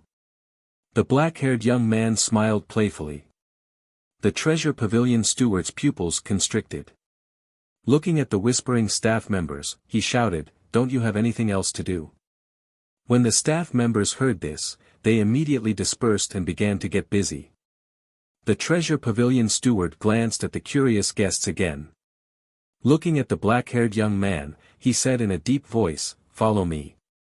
After saying that, he turned and walked toward a room in front. The black-haired young man chuckled and then swaggered after him. Chapter 2548. Inside the room. The manager closed the door and looked at the young man in black with a gloomy expression. Who are you to Ren Xiaolan? You don't have to know who I am to her. As the manager of the treasure pavilion, how can you be so narrow-minded? What right does someone like you have to be in charge of the treasure pavilion? The young man in black sat on the chair and looked at the manager with a mocking expression. Don't be presumptuous. Ren Xiaolan was expelled from the treasure pavilion because she stole from the treasure pavilion. Speaking of which, she should be thanking me. That's because our treasure pavilion can't tolerate embezzlement. If I hadn't shown mercy, do you think she would have just been expelled from the treasure pavilion? Let me tell you, according to the treasure pavilion's rules, she should be executed on the spot. The manager sneered. Haha, the young man in black laughed and said, You keep saying that she stole from the treasure pavilion. Then let me ask you, did you find any stolen goods on her? Would you keep the stolen goods with you after stealing? If it were anyone else, they would have moved the stolen goods away immediately. Ren Xiaolan has already gotten a great deal this time. Not only did she keep her life, but she also swallowed a legendary artifact. Go back and tell her not to be greedy. Otherwise, the treasure pavilion won't let her off so easily. The manager said. You can still be so righteous after framing someone. I really admire you. The young man in black laughed. Framing someone? You need evidence to say that. Also, I have reason to suspect that you are her accomplice. You were the one who moved the lost legendary artifact away. The manager looked at the young man in black coldly. The young man in black was stunned. Not only did he frame Ren Xiaolan, but he also framed him. How could there be such a shameless person in the world? How could the chief pavilion master let such a person manage the treasure pavilion without worry? Wasn't he afraid that the treasure pavilion would be dragged into the fire pit by this person? I'll let bygones be bygones, but if you dare to continue looking for trouble, then don't blame the treasure pavilion for being rude. Please. The manager of the treasure pavilion said expressionlessly as he pointed at the door. You're still letting bygones be bygones? The black-clothed youth was truly speechless. He had finally seen what a truly despicable person was. A wisp of killing intent flashed in the manager's eyes when he saw the black-clothed young man sitting there motionlessly. He shouted, "Do you want me to make a move? Do it." The black-robed youth muttered as he sized up the manager of the treasure pavilion. This person's cultivation was not weak. Half-step imperishable realm. After all, it was the Holy Dragon City's treasure pavilion. The Holy Dragon City was one of the 3 most powerful cities in the north. If one's cultivation was weak, how could they solve their daily problems? Therefore, they definitely needed a powerhouse to oversee the situation. But if he thought that a half-step imperishable could be arrogant in front of him, then he was gravely mistaken. The treasure pavilion has lost a legendary divine artifact. This is definitely true. But Ren Xiaolan didn't take it, so who has this artifact? Damn fat pig, are you interested in my analysis? The black-clothed youth looked at the manager of the treasure pavilion mockingly. You're courting death. The manager of the treasure pavilion didn't hide the killing intent in his eyes. A wisp of pressure spread out. The black-clothed youth lay on the chair and tapped his fingers on the armrest. He smiled and said, "I advise you to keep your arrogance to yourself." Impudent. The manager of the treasure pavilion was furious. Who's the impudent one? The black-clothed youth's eyes turned cold. He suddenly stood up and a terrifying aura exploded. The entire treasure pavilion began to shake violently. What's going on? This aura, it seems to be an ultimate powerhouse. The people outside immediately panicked and looked at the closed door. The aura came from inside the room. Could it be that arrogant black-clothed youth from before? At this moment. The manager of the treasure pavilion also stared at the black-clothed youth in shock and disbelief. This seemingly unremarkable youth was actually an initial stage imperishable realm cultivator. How was this possible? Ren Xiaolan was just an ordinary person. How could she know such a terrifying ultimate powerhouse? Answer me, who's the impudent one? The black-clothed youth stared at the manager of the treasure pavilion, his eyes cold. Sorry. The manager of the treasure pavilion trembled and hurriedly spoke. He couldn't even speak clearly. The black-clothed youth said, "Can you listen to my analysis quietly now?" Yes. The manager of the treasure pavilion nodded repeatedly. The black-clothed youth smiled in satisfaction and retracted his aura. He returned to his chair and said with a smile, "According to my investigation, Ren Xiaolan was framed by you, Dong." But at this moment, there was a knock on the door. "Lord Steward, are you all right?" A few guards stood outside the door, their faces filled with anxiety. The black-clothed youth immediately raised his eyebrows and walked toward the door unkindly. "I'm fine. Go do your own thing." Seeing this, the manager hurriedly shouted at the guards outside the door. "Yes." The guards looked at each other suspiciously. Then, they respectfully responded and turned to leave. The black-clothed youth's expression eased. He looked at the manager and continued, "If Ren Xiaolan was really framed by you, then this lost legendary artifact must be in your hands." The manager's pupils shrank, and he said angrily, "Don't slander me. Whether it's slander or not, we'll know later. If it was Ren Xiaolan who did it, then as you said, she would have moved this artifact away at the first opportunity. Because she has no status and no strength, she can't resist a body search. But you're different. As the manager of the treasure pavilion in Holy Dragon City, your status and power far surpass Ren Xiaolan. Other than the chief pavilion master, no one has the right and no one dares to search you. Moreover, because you're the manager of the treasure pavilion, even if the staff suspect you, they won't dare to tell the chief pavilion master. After all, they're all afraid of your revenge. Moreover, they're just ordinary staff and can't contact the chief pavilion master directly. So you don't have to worry about being exposed at all. Taking a step back, even if someone finds the chief pavilion master to report you, you have plenty of reasons to clear your name.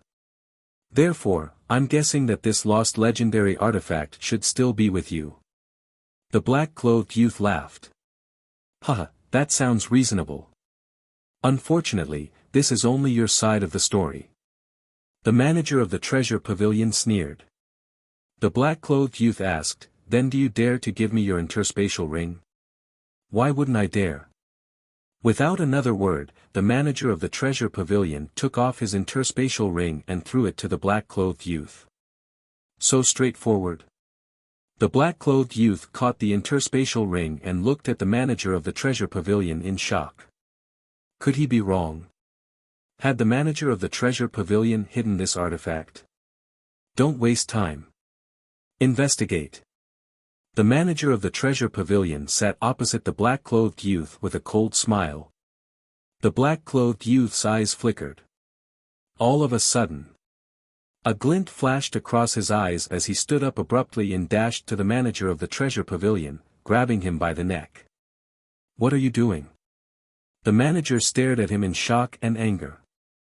The black-clothed youth remained silent and sent his divine will into the manager's body. At this moment, the manager of the treasure pavilion could not help but panic.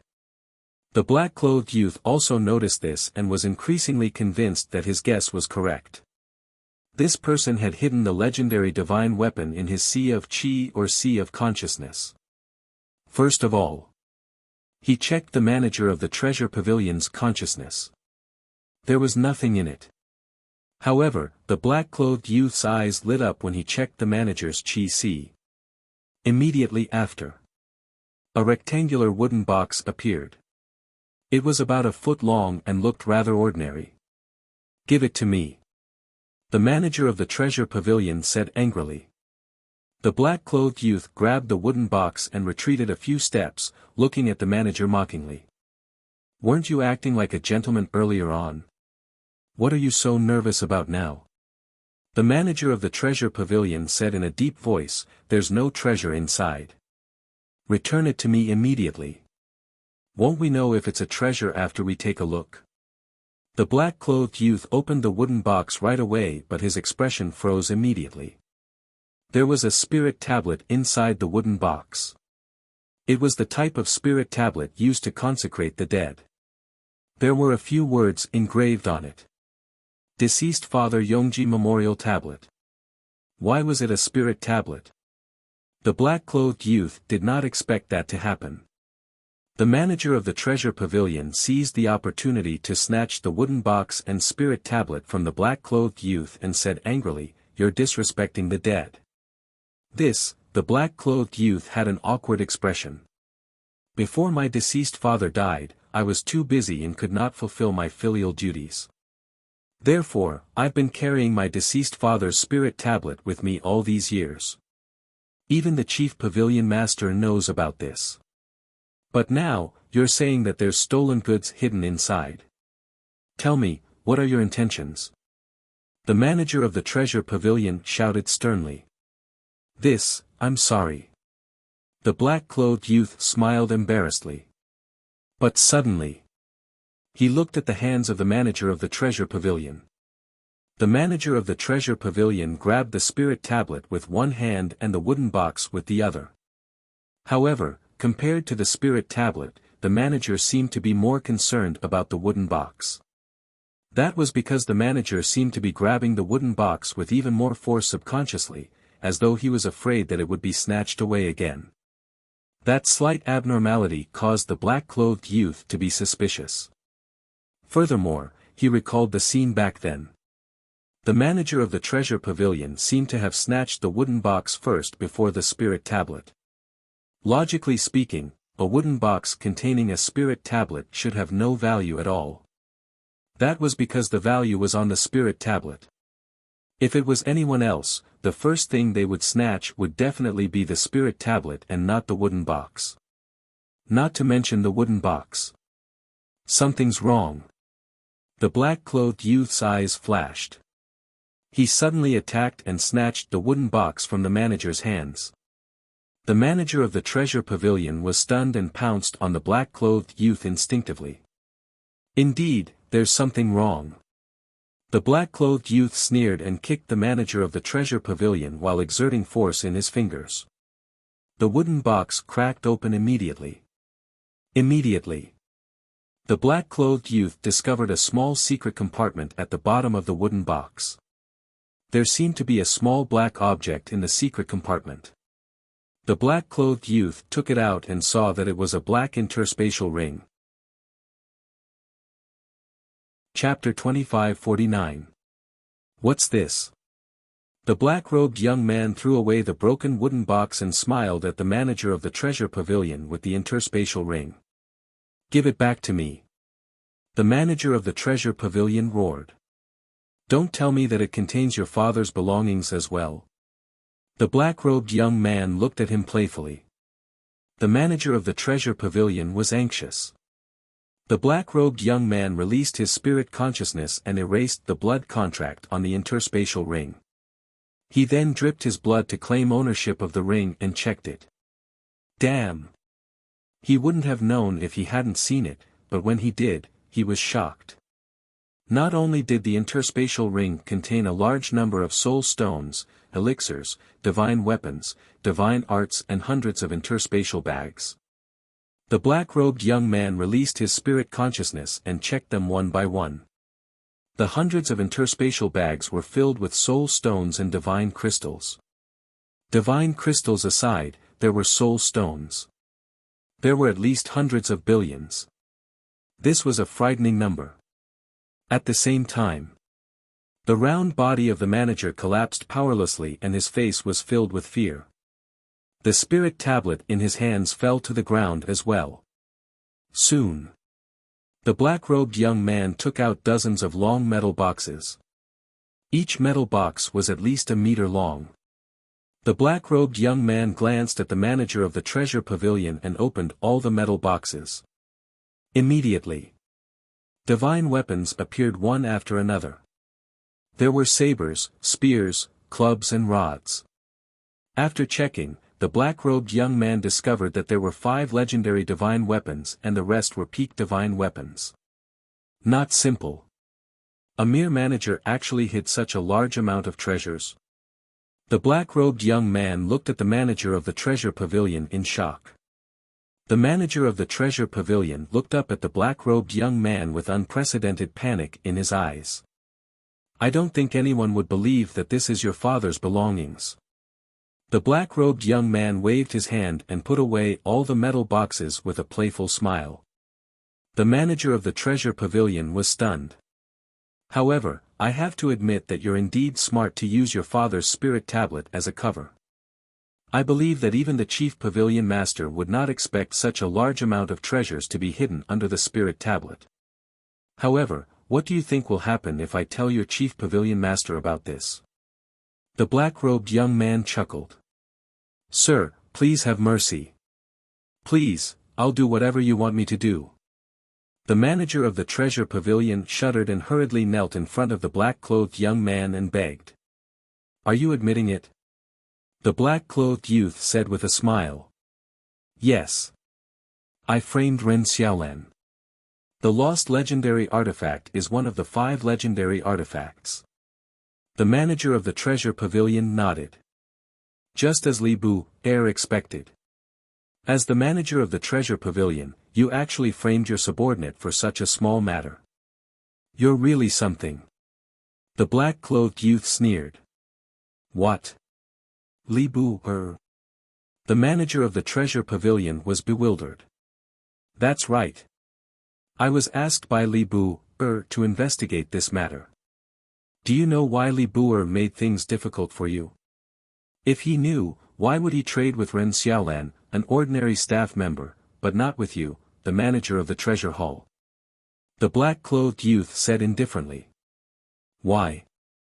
The supervisor of the treasure pavilion was puzzled. Because he didn't really leave after talking to you about the pill fire. So, he heard everything you said to Ren Xiaolan. The 5-clawed golden dragon deliberately destroyed the treasure pavilion because of this. You think you're smart, but you don't know that in front of Li Bu, heir, you're just a clown. The black-clothed youth's face was full of disdain. That's right. This black-clothed youth was Hui Yi in disguise. The manager of the treasure pavilion could not help but mock himself when he heard Hui Yi's words. It turned out that Li Bu Air was deliberately targeting him back then. To think that he thought that everything was still under his control. What a joke. Hui Yi put away the universe ring and said with a smile, "Come, let's talk about the solution." The manager of the treasure pavilion lowered his head, not daring to say a word. Hui Yi said, "Get up first." The manager of the treasure pavilion stood up and looked at Hui Yi fearfully. Actually, Ren Xiaolan's request is very simple. She doesn't want to return to work in the treasure pavilion.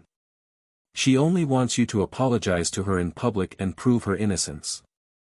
Hui Yi said indifferently. This, the manager of the treasure pavilion could not help but panic. Hui Yi said, "Do you need my advice? Please tell me." The manager of the treasure pavilion hurriedly said. "If you tell the truth, I believe that not only will you be reviled by the world, but your life will also be in danger. But if you don't tell the truth, Ren Xiaolan will bear the infamy of embezzlement for the rest of her life. This is unfair to her. So, I thought of a compromise. Call Ren Xiaolan over and apologize to her in public. Then tell everyone that the divine artifact was not lost. It was your mistake to wrongly accuse Ren Xiaolan. This way, not only can you give Ren Xiaolan an explanation, but you can also save your life. As for the so-called mistake, I believe that as long as you have a good attitude, the chief pavilion master and everyone else will not pursue it." Hui Yi smiled. The manager of the treasure pavilion was moved. This method was indeed the best of both worlds. But why would this person help him? There must be a condition for helping you. The alchemy fire and alchemy furnace that Li Bu Air asked for, you must give it to us for free. Hui Yi said. This, the manager of the treasure pavilion was stunned. He hurriedly shook his head and said, "This won't do. Alchemy fire and alchemy furnace are extremely precious things. You can see that I have embezzled those treasures. Even if I embezzled a legendary divine artifact, I wouldn't dare to embezzle an alchemy fire. This is your business. If you don't cooperate, I will announce your corruption and embezzlement to the public right now." Hui Yi said. The manager of the treasure pavilion paled. "Actually, this is not difficult for you. As long as you do the accounts well, even the chief pavilion master may not be able to find out. Besides, I believe the chief pavilion master won't check the accounts for no reason. Otherwise, you wouldn't dare to embezzle so many treasures." Hui Yi said indifferently. Huff. The manager of the treasure pavilion took a deep breath and nodded. "Okay, I promise you." "That's right. Don't play tricks. I have recorded everything you said just now." Hui Yi took out an image crystal from his arms. The image crystal was in a state of recovery. "You," the manager of the treasure pavilion stared at Hui Yi angrily. "What? You have a problem?" Hui Yi turned off the image crystal and looked at him unkindly. No. I will definitely cooperate with you." The manager of the treasure pavilion hurriedly waved his hand. "Haha," Hui Yi laughed and opened an altar. He jumped up and said, "In 3 days, I will let Li Bu come to you personally to get the alchemy fire and alchemy furnace." After saying that, his figure quickly dissipated. The manager of the treasure pavilion also collapsed on the chair. Not only did he lose such a large amount of treasures, but he also had to take the risk to get the alchemy fire and alchemy furnace. It was really a loss. Stupid, really stupid. Why did he have to act smart and target Li Bu? Sigh. He sighed helplessly, got up and walked out of the room. He looked at a few staff members not far away and said, "You guys, if anyone knows Ren Xiaolan, tell her to come to the treasure pavilion immediately." They were stunned. One of the women took out an image crystal and sent a message to Ren Xiaolan. When Ren Xiaolan received the message, she was still a little confused. Why did the manager ask her to go to the treasure pavilion? Could it be that Li Bu had already helped her settle this matter? But it shouldn't be so fast. She came to the treasure pavilion with a nervous heart. When the manager of the treasure pavilion saw her, he immediately apologized to her in front of everyone. And as Hui Yi said, he publicly announced that it was his mistake. He sincerely invited Ren Xiaolan to continue working at the treasure pavilion. When Ren Xiaolan heard the manager's words, she was a little dissatisfied. He was obviously deliberately framing her, but in the end, he said it was a mistake. However, she was also a smart person. If the manager of the treasure pavilion said so, it must have something to do with Qin Feiyang. And it was already very good that Qin Feiyang could help her to this extent. One must know how to be tactful. If she took an inch and wanted a mile, she was afraid that it would arouse the other party's disgust. In short, since her innocence had been cleared, there was no need to delve into the secrets hidden in it. This was not something that a small person like her should care about. At the same time, Hui Yi and Qin Feiyang were also using the image crystal to communicate. But at this moment, Qin Feiyang was extremely embarrassed. His body was covered with wounds and dripping with blood. Fire Lotus was also standing beside Qin Feiyang with a smile on her face. Qin Feiyang's injuries were naturally caused by Fire Lotus. Of course. This was also Qin Feiyang's own fault. This was because he had asked Huo Lian not to hold back when she was sparring with him. Hui Yi looked at Qin Feiyang at this moment and couldn't help but find it funny. He asked, "Is it okay for me to deal with it like this? You've already dealt with it, why are you still asking me?" Qin Feiyang was speechless. "I want to hear your opinion." Hui Yi said. "You want to hear the truth?" Qin Feiyang thought for a moment and asked. "Nonsense." Hui Yi rolled his eyes at him. This way, Qin Feiyang pretended to ponder for a while and said with a smile, "It's perfect." Hui Yi immediately laughed proudly. "You don't say, this steward is really brave. He actually coveted so much." Qin Feiyang even admired this person's courage. "Yes. I was shocked as well." Hui Yi nodded and asked, "Then what should we do with these treasures?"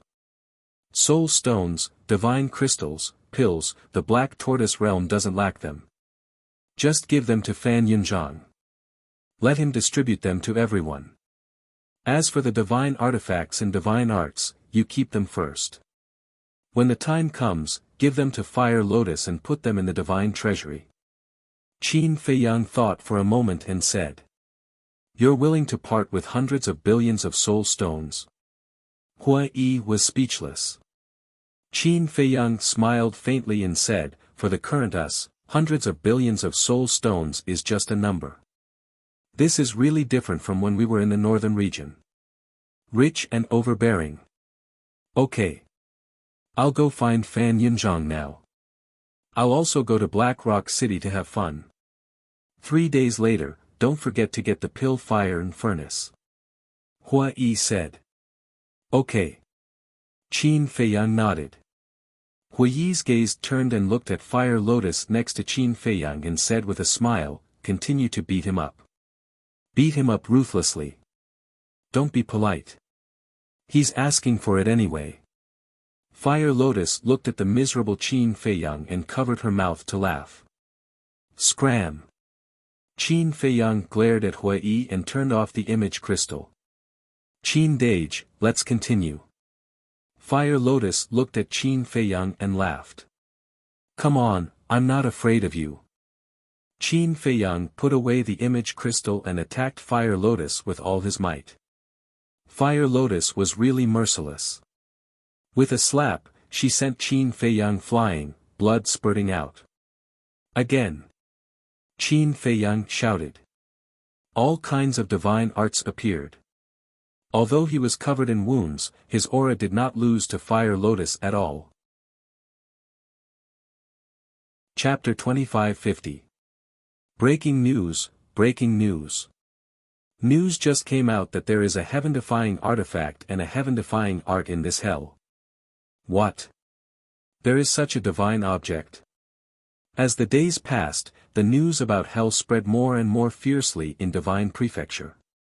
And the person behind all this was naturally Yi Zhong.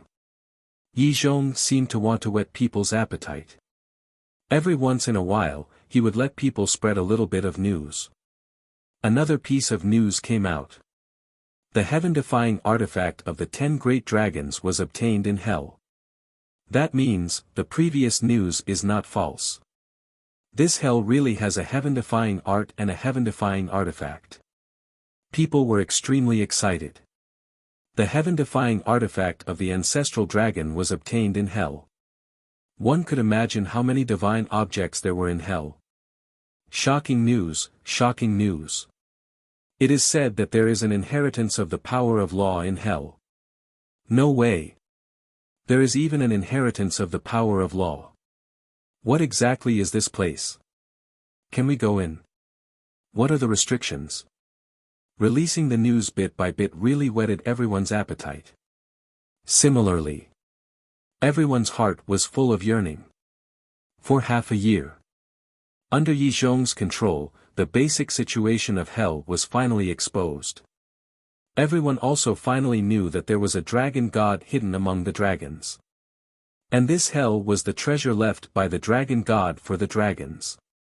They didn't know how strong this dragon god was.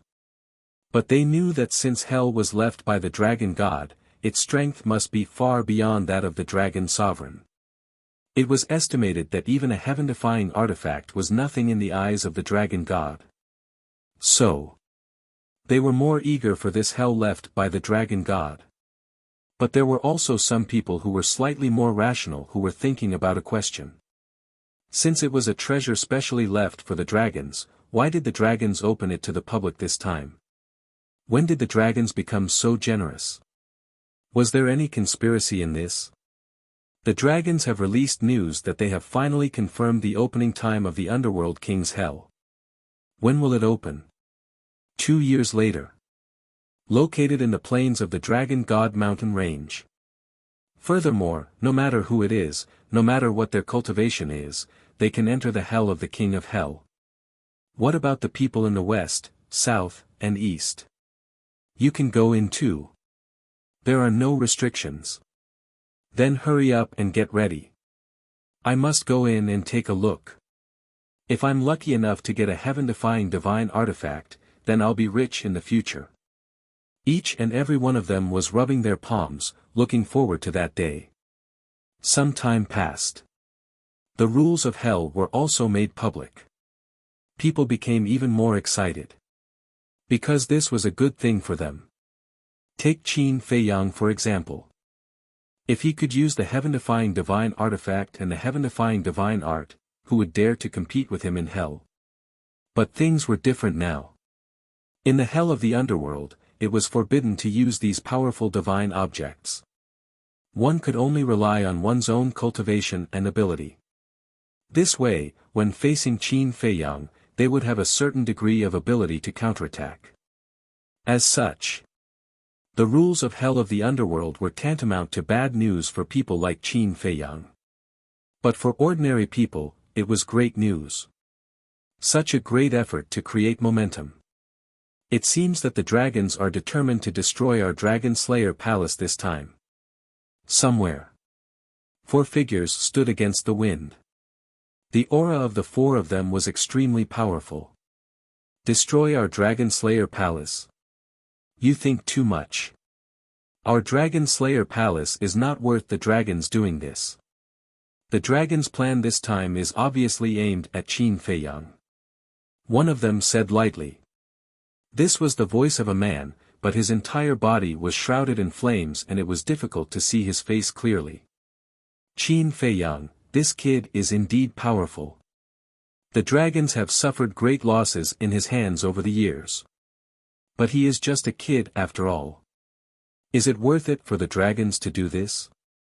Also, from what you said, why do I feel that this Qin Feiyang is more powerful than our Dragon Slayer Palace?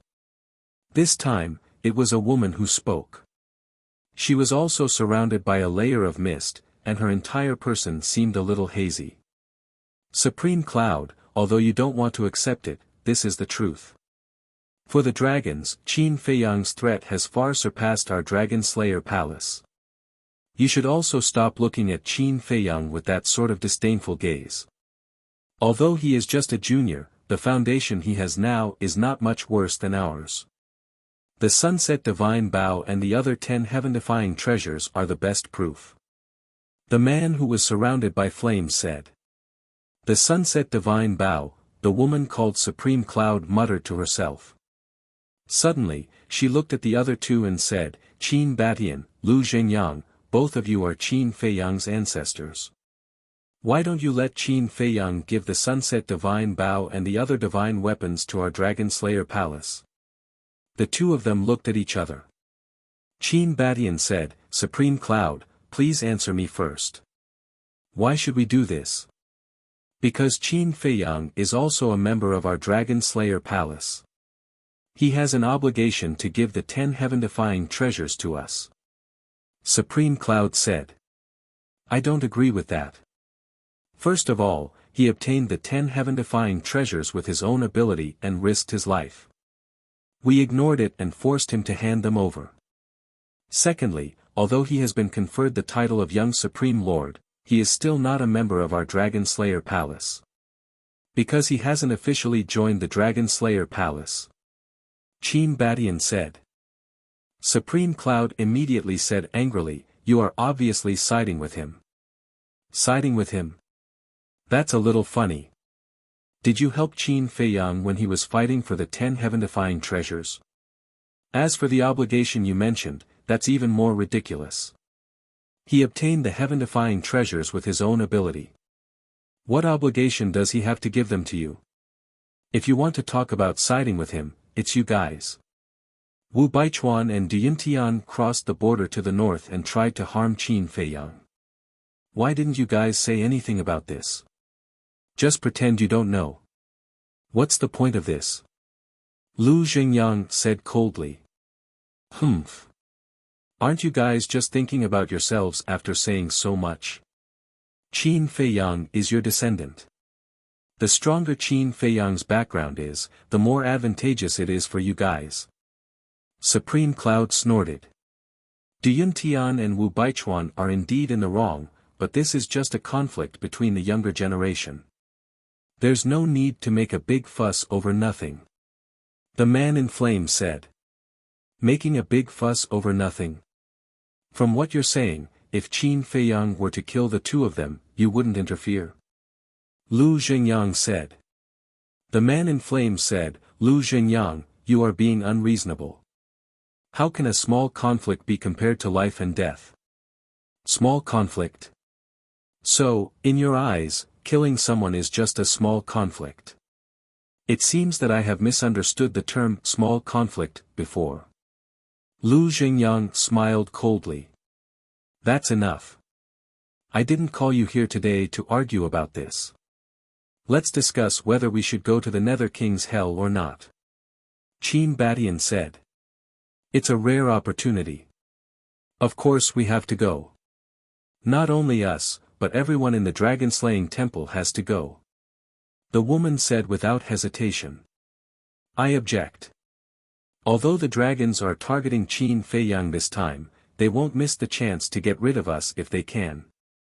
Lu Zhengyang said. The woman said, so, according to you, we just watch. Yes. Watch. While strengthening our strength, we wait for Qin Feiyang to rise. Lu Zhengyang nodded. I didn't expect that you, Lu Zhengyang, would pin your hopes on a junior. What a joke. The woman laughed unscrupulously. Then take it as a joke. After Lu Zhengyang finished speaking, he fell silent. The man in flames pondered for a while and said, actually, I think we should go, but not all of us, because Lu Zhengyang's concerns are not wrong. After the man in flames finished speaking, he looked at Qin Feiyang and said, what do you think? Qin Batian said, I agree with Lu Zhengyang. The woman said in an overbearing manner, then why did you call us here? I don't have the final say in the dragon-slaying temple. I have to discuss it with you. Qin Batian said. Who doesn't know that you are in cahoots with Lu Xingyang? Do you still need to discuss it with us? The woman sneered. Then we might as well do this. Then we will do as we have decided. If you want to go, we won't stop you. If we don't want to go, don't force us. Don't quarrel. It's troublesome. Lu Xingyang said lightly. All right. The woman nodded. Lu Xingyang looked at the man in flames and asked, what about you? Since Supreme Cloud has agreed, I won't waste any more time. All right, let's do our own thing. The man in flames nodded. Qin Batian looked at the three of them and said, I don't object, but there is one thing I want to make clear. Although we do our own thing, we must not harm the interests of the dragon-slaying temple. Otherwise, don't blame me, Qin Batian, for being ruthless. Afraid of you? The woman sneered and turned to leave. Qin Batian, in terms of seniority, you are still the junior of Supreme Cloud and don't be too arrogant. The man in flames looked at Qin Batian and said. Then, he turned and flew into the sky. Lu Xingyang retracted his gaze and looked at Qin Batian. He sighed and said, Batian, these two people are getting more and more prejudiced against us. It's all because of Qin Feiyang. The Sunset Divine Bow and other divine artifacts have fallen into the hands of this kid, and the resources he looted from the major cities in the north, especially the power of the kill tactic. How can they not be jealous? Qin Batian smiled bitterly. Lu Xingyang's eyelids twitched. He said in surprise, then, will they? Don't worry about that. Although they are jealous, they don't dare to deal with Qin Feiyang personally. They will only ask their subordinates to make things difficult for him. But do you believe that their subordinates can pose a threat to this kid? Qin Batian said with a smile. Lu Xingyang laughed. I'm just worried that this kid won't listen to our advice and sneak into the Nether King's hell. Qin Batian sighed. There's nothing we can do about it, is there? Lu Xingyang smiled. Sigh. Why is he so worrisome? Qin Batian shook his head and sighed. Why don't you talk to him personally? You can also meet him. After all, the two of you haven't really met. All right. I'll try. Lu Xingyang pondered for a moment and nodded with a smile. Chapter 2551. 3 days later. The Black Tortoise Realm. The Devil's Land, at the top of the clouds. Qin Feiyang was covered in blood, but his eyes were extremely cold. With a thought, the 3 moves of the Dragon God art, the 4 moves of the Fire Phoenix art, the Bright King Golden Body, the Soul Extinguishing art, the Fire Thunder Divine art, and the Divine Armor all appeared. Streaks of destructive aura surged out like a volcanic eruption. These auras had surpassed the legendary deity arts. Opposite. Fire Lotus was also aggressive. But at this moment, there was a smile on her face. A total of half a year and 3 days had passed since Qin Feiyang came to the Black Tortoise Realm. A day outside was 100 years in the Black Tortoise Realm. In other words, 18,300 years had passed in the Black Tortoise Realm. For an entire 18,300 years, it was as if Qin Feiyang had been possessed by the devil. Every day, he would drag her to spar with him, and he would bleed almost every moment. Although he paid a lot, the harvest was also very amazing. Just like now, these 6 deity arts had all been upgraded to the supreme deity arts. Girl, take this. Qin Feiyang roared. The 6 deity arts shook the sky and attacked Fire Lotus. If you were a half-step invincible realm expert like me, I might not be your opponent. But now, Huolien's red lips curled up slightly. She pointed a finger in the air and the 6 supreme-grade divine arts all disintegrated. Qin Feiyang's mouth was full of blood, and he looked helpless. The gap in cultivation was indeed impossible to make up. How is it? Huolian giggled. Don't be too proud. If you have the ability, then suppress your cultivation to the same level as mine. Qin Feiyang pursed his lips. Okay. Fire Lotus nodded and directly suppressed her cultivation to the lesser immortal realm. Huh, girl, you look down on me too much. You really dare to suppress your cultivation. 3,000 incarnations, open.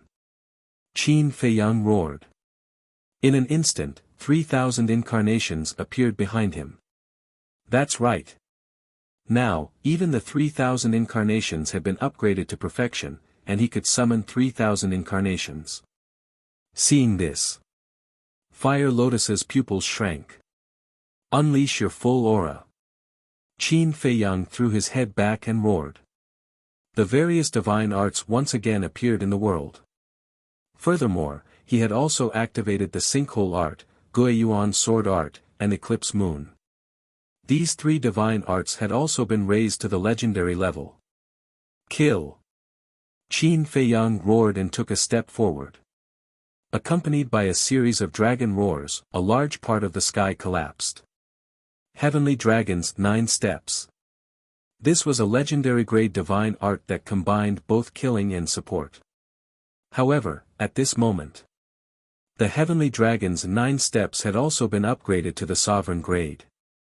Divine Dragon Technique, Fire Phoenix Technique, Soul Extinguishing Technique, Bright King's Golden Body, Fire Lightning Divine Technique, Divine Armor, and Heavenly Dragon's 9 steps. In other words, Qin Feiyang now possessed 8 supreme-level divine arts. No. There was also the Qilin art. The Qilin art itself was a paragon-level deity art. In other words, currently, he had mastered a total of 9 supreme-level divine arts. Qin Dage, you're cheating. Fire Lotus decisively released the suppression of her cultivation, and her divine power surged out. Boom! Crack! Accompanied by a series of earth-shaking sounds, all of Qin Feiyang's divine arts were instantly annihilated. And at the same time, Qin Feiyang was sent flying, blood spurting out non-stop. Qin Feiyang stabilized his body, his face pale, he looked at Fire Lotus helplessly, and said, "You're the one who's cheating. There's nothing I can do about it. Who asked you to activate 3,000 incarnations?" Fire Lotus giggled. Qin Feiyang was speechless, and shouted, again. Don't. Fire Lotus hurriedly waved her hand. What? Qin Feiyang looked at her suspiciously. I've trained with you for 18,300 years. You're not tired, but I'm tired. We'll talk about it later. It's been so long, why haven't you gone to the treasure pavilion? Fire Lotus said. Yeah. Hui asked me to go to the treasure pavilion to get the pill fire and pill furnace, I forgot. Qin Feiyang slapped his head. The divine dragon art and other divine arts have all been upgraded to supreme level. Even the return to ruins art, eclipse moon, and Guiyuan sword art have all been upgraded to legendary level. That's about it. You should also go into seclusion to cultivate and improve your cultivation. Fire Lotus said. It's all because of you, Master, you taught me well. Qin Feiyang smiled. How would I dare to be your master? Fire Lotus shook her head. 18,000 years was a long time, but if it was someone else, they probably wouldn't even be able to upgrade one supreme-level divine art. Yet, this person had managed to raise 7 deity incantations to the utmost exalted level. Such talent was no longer as simple as opening the door of potential. It was probably because he was born with extraordinary talent. Qin Feiyang said, then I'll go wash up. You also go and have a good rest. Okay. Fire Lotus nodded. Qin Feiyang put away his 3,000 incarnations and landed in the courtyard in a flash. Treasure Pavilion. A young man in a black robe with a bruised face walked into the treasure pavilion. Young Master Li. Ren Xiaolan went up to greet him. When she saw the young man, she was stunned. That's right. This person was Qin Feiyang. As for his bruised face, it was naturally beaten up by Fire Lotus. Although the blood on his body had been washed clean, the bruises and scars would not disappear for a while. Long time no see. Qin Feiyang smiled faintly. Not long, just half a year. Ren Xiaolan smiled and asked suspiciously, "What's wrong with you?" "I've been training all this time, so I became like this." Qin Feiyang smiled and asked, "Where's your steward?"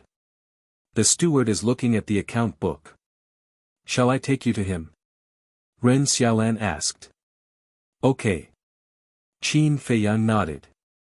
Ren Xiaolan led Qin Feiyang inside. When they walked in front of a door, Ren Xiaolan turned to Qin Feiyang and whispered, "Young master, I haven't thanked you in person." "It's a small matter." Qin Feiyang waved his hand. "It's a small matter to you, but to me, it's a lifetime of innocence." Ren Xiaolan said. Qin Feiyang smiled and asked, "Is the steward making things difficult for you now?" "No. Not only did he not make things difficult for me, but he's also quite polite to me. Some time ago, he even talked to me and asked me to be his assistant." Ren Xiaolan said. Qin Feiyang smiled and said, "That's a good thing. But I didn't agree." Ren Xiaolan shook her head. "Why?" Qin Feiyang was suspicious. If she became the steward's assistant, Ren Xiaolan's status in the treasure pavilion would be second only to the steward. How could she refuse such a good thing? "I don't like him. And I don't want to rely on connections.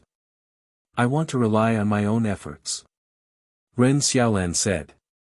Qin Feiyang was stunned and praised, "Not bad. There aren't many people in this world who are as principled as you.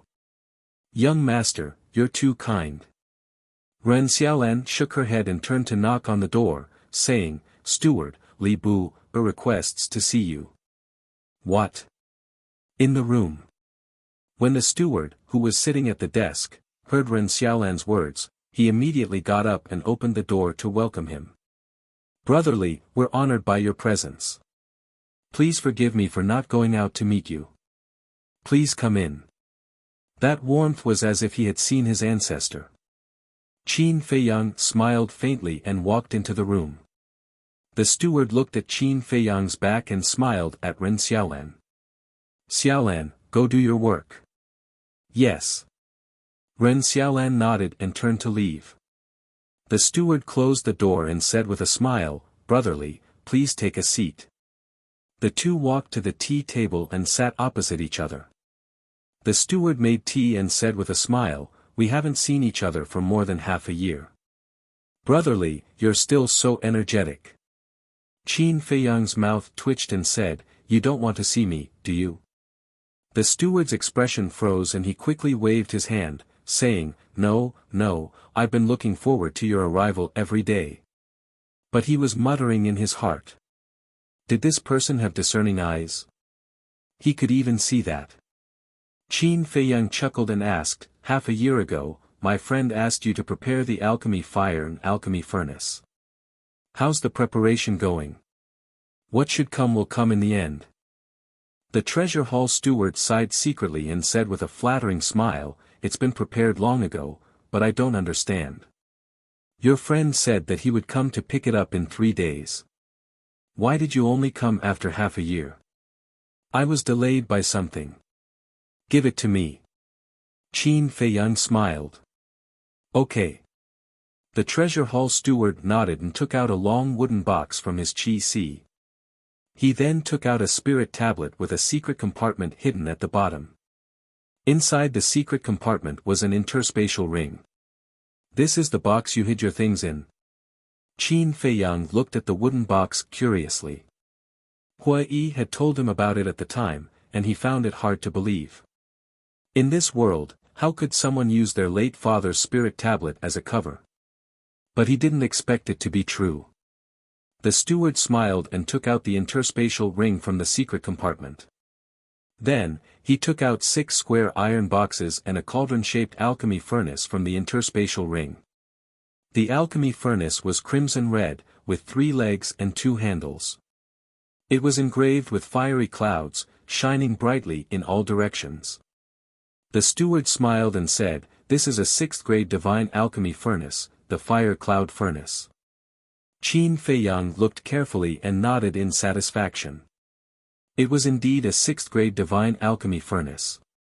The steward pointed to the 6 iron boxes and said, "Inside these iron boxes are 3 4th-grade divine alchemy fires and 3 5th-grade divine alchemy fires." Qin Feiyang opened them one by one, and after confirming that there were no mistakes, he put them away. The steward smiled and said, "Brotherly, are you satisfied?" "Not bad." Qin Feiyang nodded and asked suspiciously, "But why aren't there any 6th-grade divine alchemy fires?" The steward's expression stiffened and he sighed, "To tell you the truth, even in the treasure hall, 6th-grade divine alchemy fires are few and far between. Moreover, the chief pavilion master knows all of these alchemy fires, so I really didn't dare to take the risk and steal them. Please forgive me. Actually, a 6th-grade divine alchemy furnace is the same. The chief pavilion master knows all of them. So, this fire cloud furnace doesn't belong to the treasure hall. I went out to buy it some time ago." The steward added. "I see." Qin Feiyang nodded and smiled, "Then I'll have to trouble you." "It's no trouble at all. As long as you're satisfied." The steward hurriedly waved his hand. Qin Feiyang smiled faintly and got up. "All right then, I'll take my leave first." "Wait." The steward hurriedly reached out to stop Qin Feiyang. "What's wrong?" Qin Feiyang looked at him suspiciously. "Brotherly, look, I've given you the alchemy fire and furnace for free. Then, can you destroy the video recorded by your friend?" The steward looked at Qin Feiyang flatteringly. "Destroy? That won't do. What if you bite me again after destroying the evidence? It's all in the past. Even if what I say is true, no one will believe me." Qin Feiyang said. "How is that possible? Even if I have 100 guts, I won't dare to provoke you again." "Brotherly, don't worry. I've really turned over a new leaf." The steward was burning with anxiety and looked at Qin Feiyang pitifully. Chapter 2552. Qin Feiyang shook his head. "I won't do anything risky before I gain your trust, so there's no room for discussion." The treasure pavilion manager slumped on the chair, his heart full of bitterness. "You have no reason to blame me for this, because you caused it. Think about it, how polite was I to you when we first met? But what about you? You played me like a fool. My life motto is that you have to pay the price for doing wrong." Qin Feiyang said indifferently. The treasure pavilion manager lowered his head and said, "I'm sorry." In his heart, it was too late for regrets. Why did he think he was smart and self-righteous? Qin Feiyang glanced at the manager, pondered for a moment, and said, "Wait for me." After that, he disappeared without a trace. The manager looked up at the place where Qin Feiyang disappeared, then lowered his head again, his fat face full of regret. In the ancient castle, Qin Feiyang took out the 6 clusters of alchemy fire and merged them with the nether devil flame. Boom! In less than 10 breaths, the nether devil flame soared to the 6th-grade alchemy fire. How many dragon-shaped divine pills could be refined with a 6th-grade alchemy fire and a 6th-grade alchemy furnace? Qin Feiyang was looking forward to it. About a few hundred breaths later, 10 divine life pills came out. Qin Feiyang looked at the 10 divine life pills with an extremely excited expression. There were 3 dragon-shaped alchemy fires on the pills. Majestic life energy filled every corner of the ancient castle. The bruises and scars on Qin Feiyang's body disappeared in the blink of an eye. "It seems that before entering the Nether King's hell, I have to refine more divine life pills," Qin Feiyang murmured. Although there were only 2 more dragon-shaped alchemy fires, the effect was worlds apart. Swish! Then he appeared in the room again. This is life energy. Sensing the sudden emergence of a majestic vitality, the steward immediately looked up at Qin Feiyang. However, when he saw the 10 divine elixirs floating in front of Qin Feiyang, his eyes lit up. Among the elixirs I saw on the 10th floor, the highest one had 2 dragon-shaped elixirs. Therefore, this life elixir with 3 dragon-shaped elixirs should be quite valuable. Qin Feiyang said with a smile. It's more than a little valuable. This pill is definitely a priceless treasure. The steward ran over to Qin Feiyang and stared at the 10 life divine pellets in front of him. Then consider this a reward for your hard work. After all, you've worked hard to find the fire cloud cauldron for me. Qin Feiyang smiled. Reward me? The manager was taken aback. Although the divine life pill with 3 dragon-shaped core energies was indeed rare, it was still not as good as the fire cloud cauldron. Don't want it? Qin Feiyang frowned. No, no, no. The steward quickly waved his hand and put it away. It would be a waste if he didn't want it. After saying that, Qin Feiyang opened an altar and left. How can 1 or 2 divine life pills compare to 3 divine life pills with dragon core chi? The manager rubbed his forehead. Wait. Could it be that opening an altar and leaving was just a pretense like the last time? The manager hurriedly released his divine will and didn't find any spatial divine items in the room. He was relieved. Then, he sat by the tea table and pondered. How could he persuade this person to cooperate with the treasure pavilion? If he could do this and bring great benefits to the treasure pavilion, the chief pavilion lord would definitely look at him in a new light. In the future, his status in the treasure school would also instantly rise. Right. Didn't he want the alchemy fire and cauldron? Then I'll give them to him. Okay, it's decided. I'll ask the chief pavilion lord first. The manager immediately took out an image crystal and sent a message to the chief pavilion lord. Back to Qin Feiyang. At this moment, he landed at the bottom of the stone stairs outside the Dragon God Palace and scanned the surroundings. In the past, every time he went in and out, he would meet many disciples of the Dragon God Palace here. They were either there to train or to eat, drink, and have fun. But this time, there was no one here. It seemed that everyone was preparing to enter the Nether King's hell. There are only 2 years left. I have to hurry up and cultivate. Qin Feiyang whispered and was about to call frenzy out. But suddenly, a deadly sense of danger came from behind him. Qin Feiyang shuddered and turned around abruptly. He saw a beam of divine light shooting out from the distant mountains and charging towards him at lightning speed. Who is it? Qin Feiyang shouted. The aura of this divine light didn't seem very strong. He blasted it, and the divine light was immediately shattered. However, he was also forced back a few steps. And from this, he could tell that the person who ambushed him was at least a greater god. Swish! Qin Feiyang rushed into the sky and looked toward the mountains. He immediately saw a figure fleeing into the distance. You want to leave after ambushing me? Qin Feiyang smiled sinisterly. Using the walk formula, he chased after him like a flash of lightning. That person's speed seemed to be slower than Qin Feiyang's. The distance between the two kept getting closer. From the back, it was a middle-aged man about 1.8 meters tall. He was thin and wore a snow-white robe.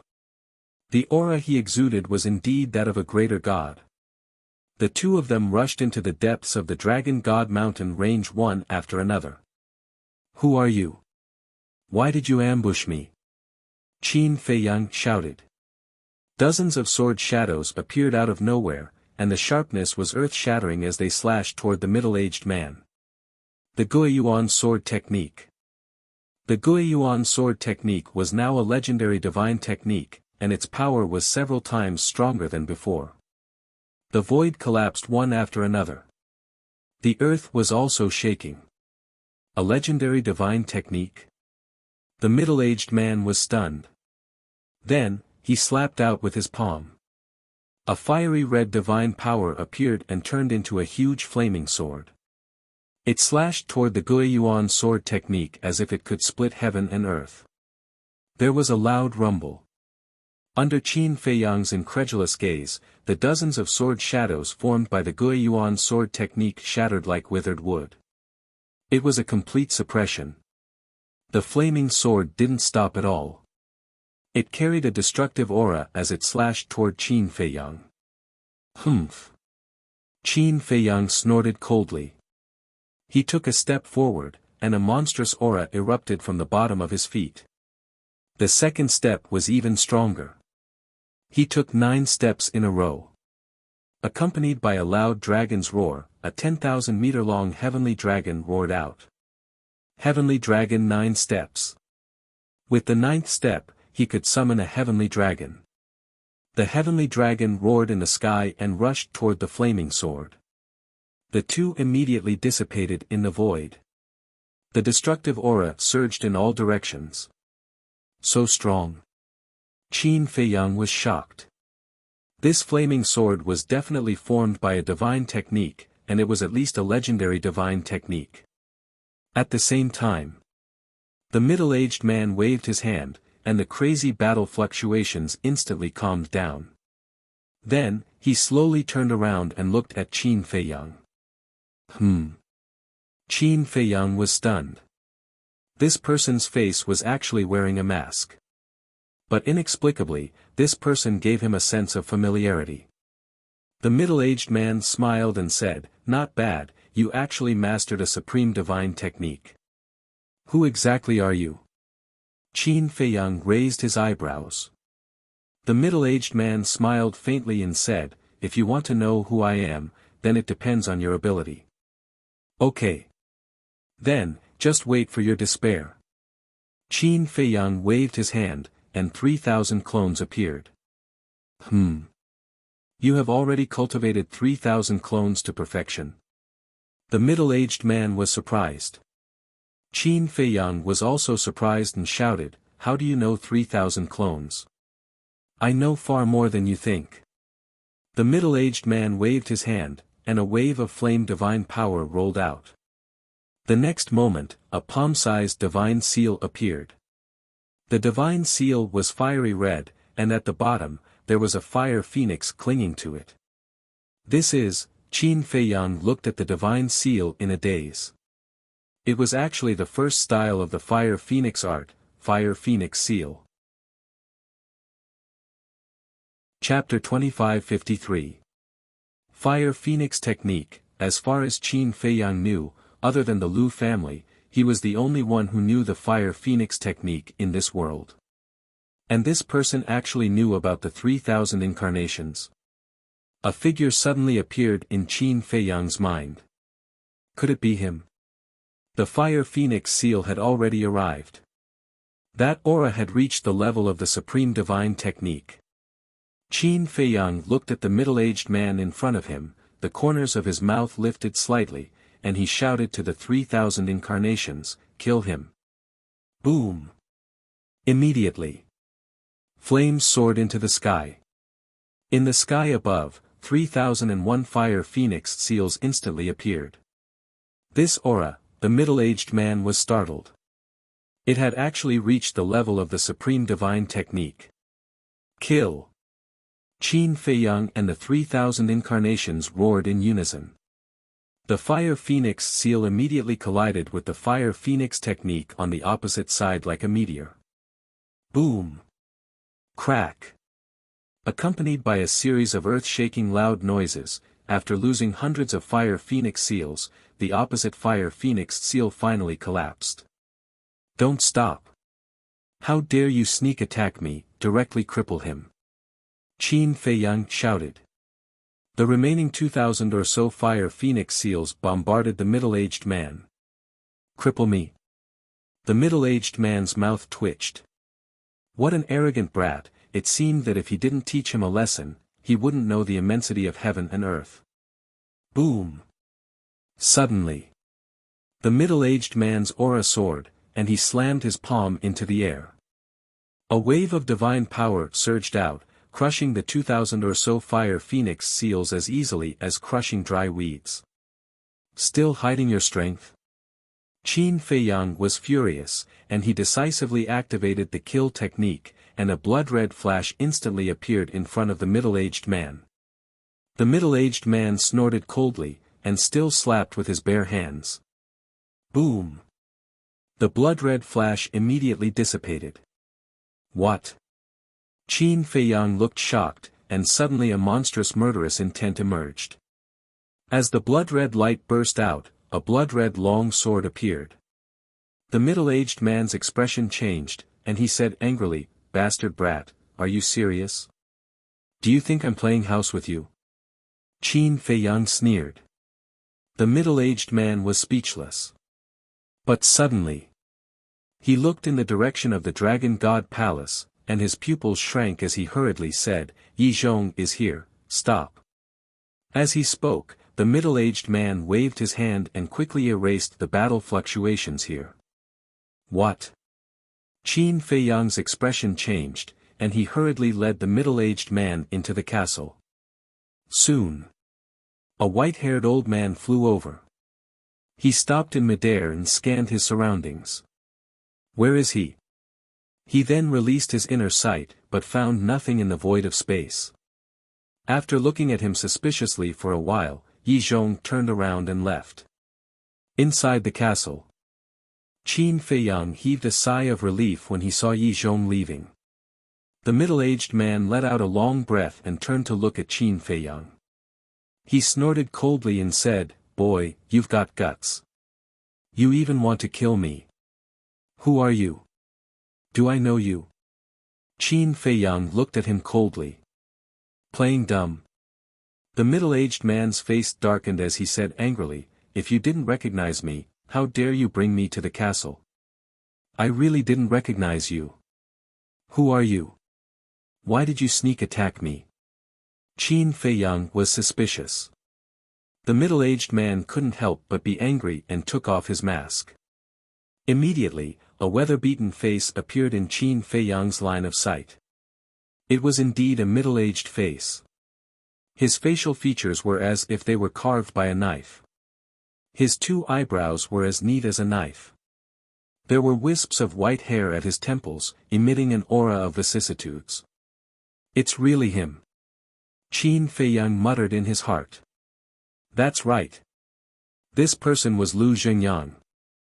Although he had never seen Lu Xingyang's original body, he had seen Lu Xingyang's statue and could recognize him at a glance. And when he saw the fire phoenix technique before, he had indeed guessed that it was Lu Xingyang.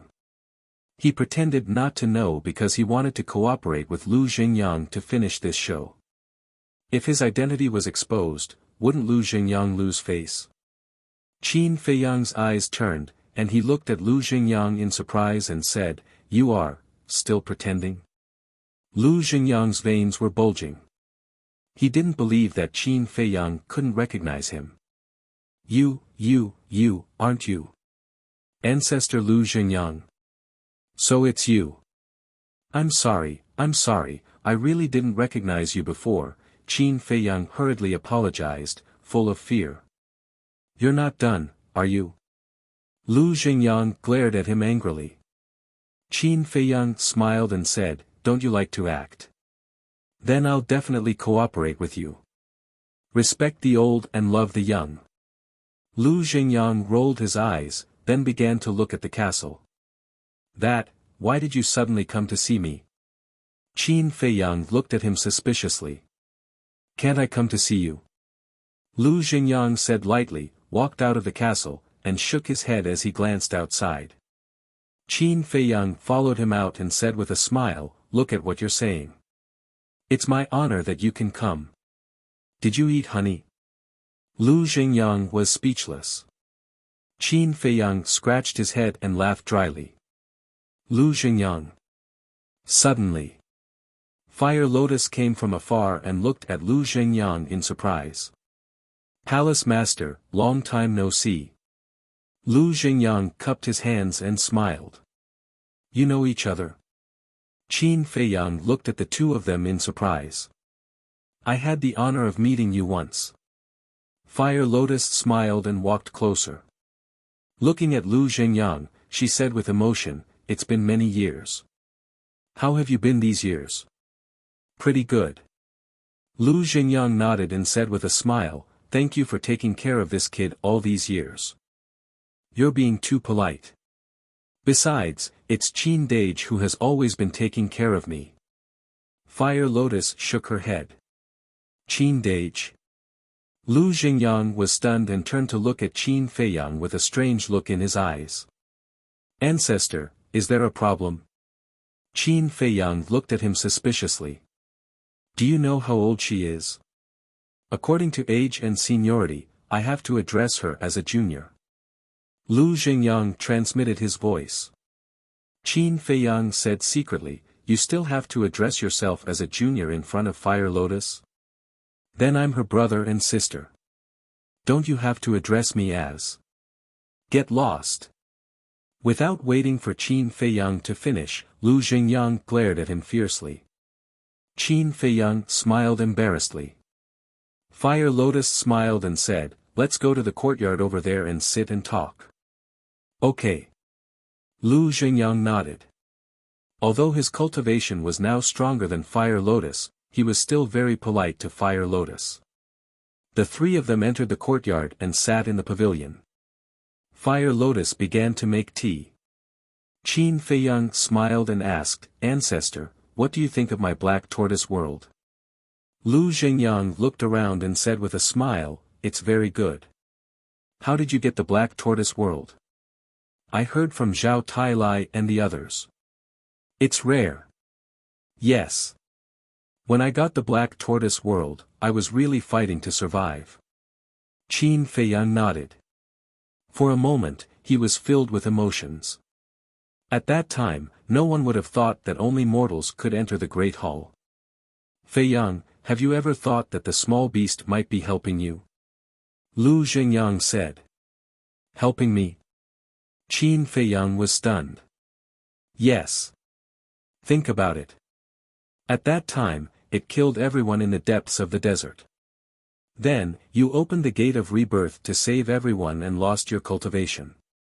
And that great hall can only be entered by mortals. Could it be that the small beast wanted you to enter that great hall and get the black tortoise world, so it used this method to destroy your cultivation? Lu Xingyang analyzed. Qin Feiyang fell silent. Suddenly, a murderous intent flashed in his eyes. Whether it's helping me or not, I won't let it go. Lu Xingyang asked, is it because of your cousin and the inner demons? Yes. And Uncle Yuan.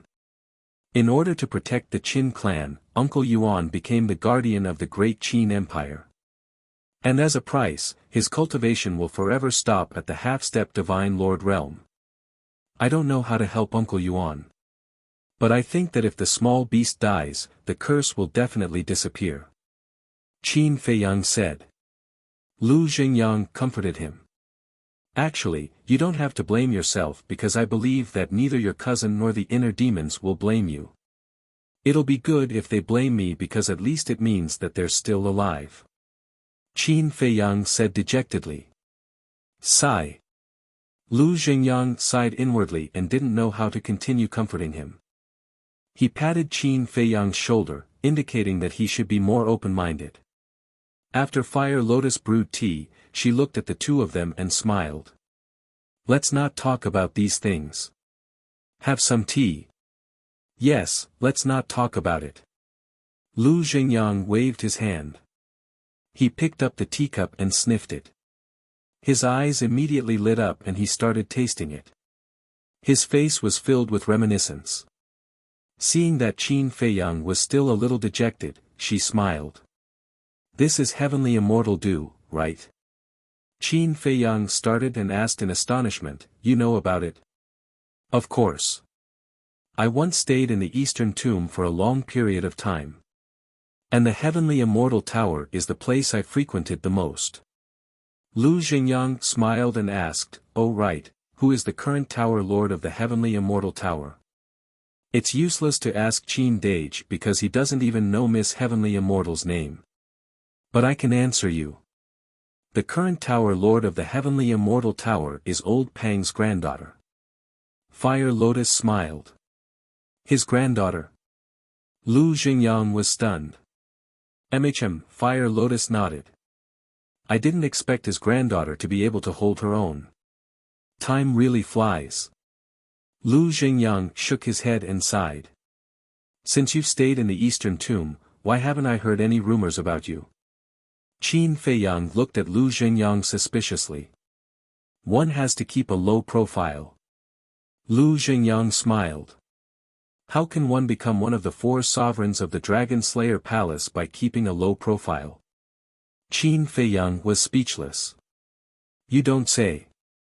I'm really not interested in the sovereigns of the Dragon Slayer Palace.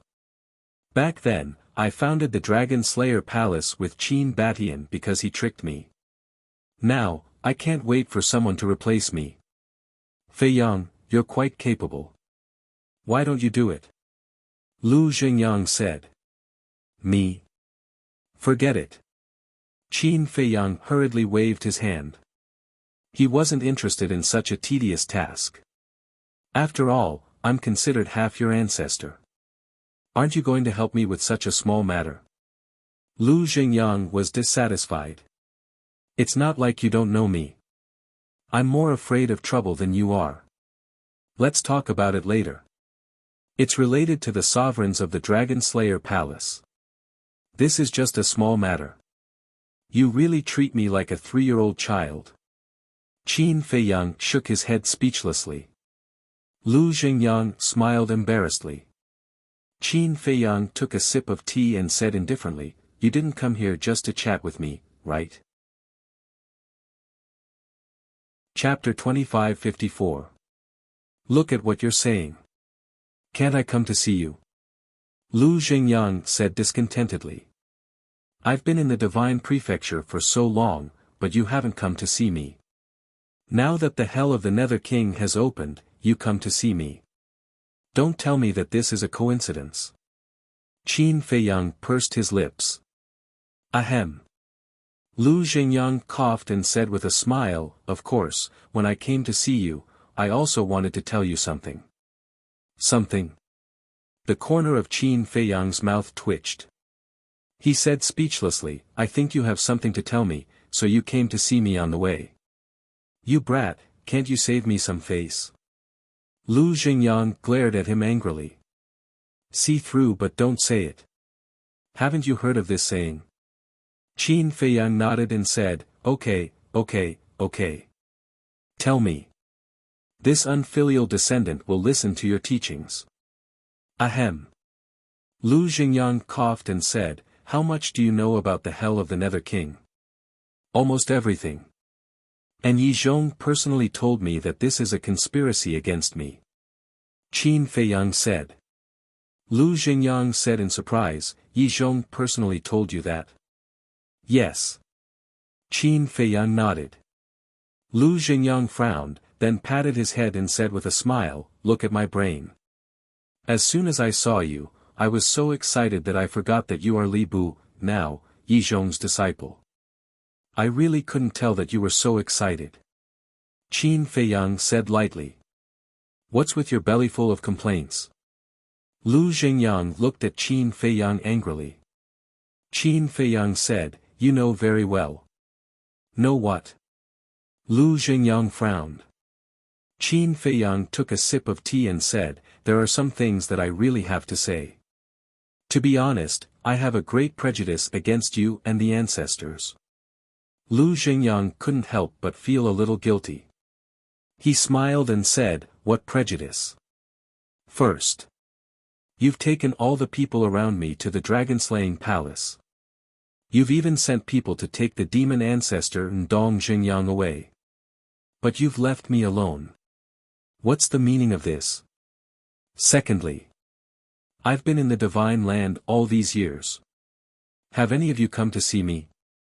What I'm talking about is simply visiting me.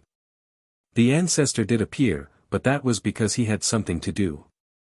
If there was nothing else, I probably wouldn't have shown up until now. Then there's no need to talk about you, old ancestor. If it weren't for the underworld king, would you have come here? Qin Feiyang snorted. This, Lu Xingyang looked embarrassed. I think, in your eyes, I'm not even as good as outsiders like Mu Tianyang. Qin Feiyang said. This, it's true that we neglected and didn't consider your feelings. Lu Xingyang smiled sheepishly. Qin Feiyang glanced at him and asked, do you know why I've caused such a big commotion in the divine land time and time again? Why? Lu Xingyang looked at him suspiciously. I just want to attract your attention. For example, the fierce battle with Long Zun and the 6 ancestral dragons in the internal sea last time, although it was to buy time for Fire Lotus and the others, it was also to attract your attention. In short, I'm just trying to make my presence known in front of you. Qin Feiyang said. Lu Xingyang couldn't help but fall silent when he heard this. He never expected Qin Feiyang to have such a side to him. After hearing these words, do you think I'm very pitiful? Do I have to deliberately make my presence known in front of my family? In fact, even I feel quite pitiful. No, that's humble.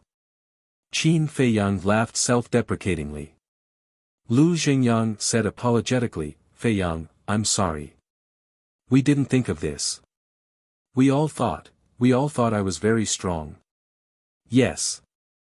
I usually have an indifferent attitude, but no matter what, I'm still a person of flesh and blood, right? I can also taste the fickleness of human nature. I also know what loneliness and loss are. I'm not made of iron. I'm immune to all poisons. Even if I'm made of iron, there will be a day when I rust. Qin Feiyang said. Yes, yes, yes. Lu Xingyang nodded repeatedly. That's enough. Let's not talk about this. Otherwise, you'll sound like a resentful wife. I've already decided on the matter of the Nether King's hell. No matter how much you say, it's useless. Qin Feiyang waved his hand. Do you really want to go in? What's the reason? Lu Xingyang frowned. Qin Feiyang said, I want to become stronger. Is this reason enough? There are many ways to become stronger. There's no need to go to the Nether King's hell. Lu Xingyang said. This is a shortcut. Although every step is dangerous, there's no such thing as a free lunch in this world. Also, although I accepted the task you gave me, I did it for your sake, not for the sake of the Dragon Slayer Palace. Don't force anything on me. Qin Feiyang said lightly. Force anything? Lu Xingyang was taken aback. For example, you want me to hand over the heaven-defying divine artifact. Qin Feiyang said. Lu Xingyang's heart skipped a beat. This kid was really disgusted by these things. He couldn't help but worry. He and Qin Batian would definitely not do this, but it was hard to say what the other 2 sovereigns would do. If this matter wasn't handled properly, with this kid's character, he would probably wash his hands of it. He might even point his finger at the Dragon Slayer Palace. It seemed that he had to find another time to have a good talk with the other 2 sovereigns. Don't worry, they won't. Lu Xingyang said with a smile. It's best that they won't. Qin Feiyang had a smile on his face, and asked, then I'll take you around the Black Tortoise world. Sure. Lu Xingyang nodded. Now, he couldn't continue to persuade Qin Feiyang. Because of Qin Feiyang's words, it was he who felt guilty in his heart. He was thinking about how he could make up for what he owed this little fellow. In the next few days, Qin Feiyang took Lu Xingyang to various places in the Black Tortoise world. Looking at everything in the Black Tortoise world, Lu Xingyang was also amazed. The Black Tortoise world is what it is today because of the Fire Lotus. On the peak of a mountain, Qin Feiyang glanced at the surrounding mountains and rivers and said with a smile. Lu Xingyang said, it seems that you have deep feelings for the Fire Lotus. From knowing each other to knowing each other until now, we've been through too much. Tell me the truth. My feelings for the fire lotus far exceed yours and ancestors. Qin Feiyang said. Lu Xingyang said unhappily, aren't you afraid that we'll be jealous? This is the truth. Qin Feiyang pursed his lips. Lu Xingyang felt helpless in his heart. He really didn't care about their feelings. By the way, ancestor. Let Zhao Tailai and the others return to my side. Qin Feiyang said. Why? Lu Xingyang was stunned. Qin Feiyang said, there's no future if I follow you. What the hell? Say that again. Lu Xingyang raised his eyebrows. Qin Feiyang said, there's no future if I follow you. Lu Xingyang immediately said angrily, boy, are you arrogant? Are you angry? Qin Feiyang looked at him suspiciously. Lu Xingyang said, of course, if it were you, wouldn't you be angry? But I'm telling the truth. First, the time array. The time array of the dragon-slaying palace is 50 years a day, but the time array of the Black Tortoise world and the ancient castle is 100 years a day. The difference is double. Next, the divine techniques and artifacts. There may be more divine techniques and artifacts in the dragon-slaying palace's treasury, but can you guarantee that you'll give them the best? You can't guarantee it, but I can. Finally, cultivation. The dragon-slaying palace must have many spirit veins and crystal veins, but I guess that they may not be comparable to what I have now. Qin Feiyang said with a confident smile. Hearing this, Lu Xingyang was speechless for a moment. You might say that you can also teach them the experience of entering the imperishable realm. But now, I have many imperishable realm cultivators with me.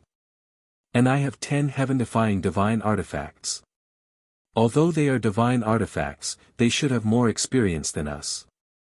So, in my opinion, if old Zhao and the others continue to stay in the dragon-slaying palace, they will only destroy their own future. Qin Feiyang said.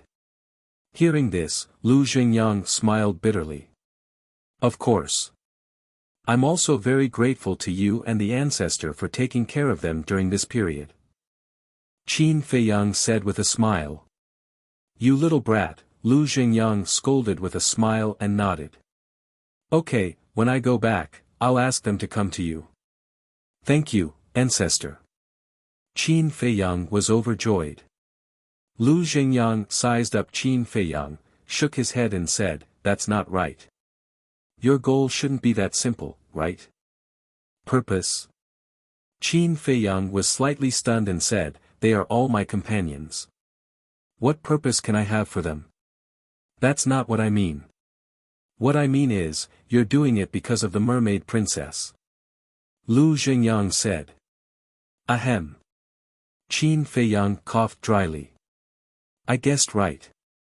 If you want the mermaid princess to stay by your side, just say it. Lu Xingyang teased. That's one thing. Qin Feiyang smiled awkwardly. I say, since you like her, why don't you just marry her? Lu Xingyang was suspicious. Isn't it because I want to come to the ancient world to look for you and the ancestor? Otherwise, we would have been married long ago. Maybe we would have a lot of children by now. Qin Feiyang said. A lot of children? You're really not afraid of blushing when you talk. Lu Xingyang's face twitched, and he said, do you mean that we're holding you back? Of course. Qin Feiyang nodded. Okay. I'll go back and discuss with your ancestor and the Mermaid Emperor to arrange your marriage. Lu Xingyang said. Don't. Qin Feiyang hurriedly waved his hand. What do you mean? Lu Xingyang looked at him in confusion. I don't care how others get married, but when I get married, father, mother, grandfather, Uncle Yuan, and great-grandfather must be present. Qin Feiyang said. Lu Xingyang said in surprise, I didn't know that you were so filial. You still can't tell. If I'm not filial, why would I come all the way to look for you and the ancestor? I finally realize now that I'm really stupid. Okay. Tomorrow, when Zhao Tailai and the others come back, I'll take them back to the great Qin. Qin Feiyang said sadly. Lu Xingyang rolled his eyes and said, okay, don't talk nonsense. Send me out, but I hope you'll think about the matter of the Nether King's hell. Since I've decided, what's there to think about? Men should be more decisive and be more ruthless to themselves. Qin Feiyang said with a smile. Bastard. Lu Xingyang glared at Qin Feiyang. Qin Feiyang grinned and sent Lu Xingyang out. Although a few days had passed in the Black Tortoise realm, only a short while had passed outside. Worried that Yi Zhong would discover him, Lu Xingyang immediately opened a teleportation altar and left as soon as he appeared in the sky above the Dragon God mountain range. Chapter 2555. Qin Feiyang also returned to the Devil's Land. Has he left? Seeing that only Qin Feiyang came back, Fire Lotus asked with a smile. Yes. Qin Feiyang nodded. Fire Lotus thought for a while and asked curiously, Qin Dage, what you've done all these years, are you really trying to find a sense of existence? Don't touch on my sore spot, okay? Qin Feiyang was helpless. He already felt embarrassed to say these words that were hidden in his heart. Now you're asking. Aren't you embarrassing me even more? But then again, after saying these words, he felt a lot more comfortable in his heart. Buzz. At this moment, the image crystal rang. Qin Feiyang took out the image crystal and looked at Fire Lotus. Fire Lotus understood and walked to the side. When the image crystal was turned on, a shadow immediately emerged. Qin Feiyang was slightly stunned. Why was it Ren Xiaolan? Ren Xiaolan looked at Qin Feiyang and asked with a smile, young masterly, I hope I didn't disturb you. No. Qin Feiyang shook his head and asked, what's the matter? Ren Xiaolan said, the steward is looking for you. Steward? Qin Feiyang was stunned and waved his hand, just say that I'm not free. After saying that, he was about to turn off the image crystal. But at this moment, a figure jumped to Ren Xiaolan's side and looked at Qin Feiyang aggrievedly, brotherly, do you dislike me so much? This person was the Treasure Pavilion steward. Qin Feiyang shook his head helplessly and said, if it's about the divine pill, let's talk face to face. Don't. I've just asked the Chief Pavilion Master. The Chief Pavilion Master said that as long as Brotherly cooperates with our Treasure Pavilion, we are willing to give you 3 clusters of 6th grade Divine Pill Fire and a 7th grade Divine Pill Furnace for free. The Treasure Pavilion steward hurriedly said. Qin Feiyang was stunned and asked, really? Absolutely. Seeing that Qin Feiyang was somewhat tempted, the supervisor quickly nodded. Qin Feiyang lowered his head and pondered for a moment. He looked at the supervisor and said, I'm a little confused. Is there no one in the Treasure Pavilion who can refine a divine pellet with 3 dragon-shaped core energies? No. Even the best alchemist in my Treasure Pavilion can only refine divine pills with 2 dragon-shaped core chi. The Treasure Pavilion manager shook his head. In his heart, he couldn't help but grumble. If the Treasure Pavilion had such an alchemist, would we even need to look for you? What about other places? The Divine Land is so big, there must be a few who can make it. Qin Feiyang said. There is. But we can't invite these people. The manager of the Treasure Pavilion was helpless. Even your Treasure Pavilion can't move. Qin Feiyang was stunned. That's not strange, right? After all, alchemists at your level basically don't lack anything. So, ordinary things can't move them at all. Then there's someone like your master Yi Zhong. Even if he's tempted by a treasure, he won't refine it for us. The manager of the Treasure Pavilion smiled bitterly. That makes sense. Qin Feiyang nodded. However, he suddenly looked stunned and said, what did you just say? My master Yi Zhong is also an alchemist. The manager of the treasure pavilion was also stunned and asked in return, "You don't know?" "I don't know." Qin Feiyang shook his head. "Ah." The manager of the treasure pavilion looked at Qin Feiyang in shock and shook his head. "Brotherly, you don't even know that Yi Zhong is an alchemist. You're not qualified to be a disciple." Qin Feiyang smiled embarrassedly. He really didn't know much about Yi Zhong. "Your master not only has a high cultivation level, but he's also recognized as the best in the divine land in alchemy. Do you know? He can refine divine pills with 4 dragon-shaped elixir auras." The manager of the treasure pavilion said. "What?" Qin Feiyang was shocked. "And he's also the only person in the divine land who has a 9th-grade divine elixir fire and a 9th-grade divine elixir furnace." The manager of the treasure pavilion said again. 9th-grade divine elixir fire. 9th-grade divine elixir furnace. Qin Feiyang's eyes trembled. He didn't expect the master he picked up to be so terrifying. "How is it? Is it an eye-opener?" The manager of the treasure pavilion said with a smile.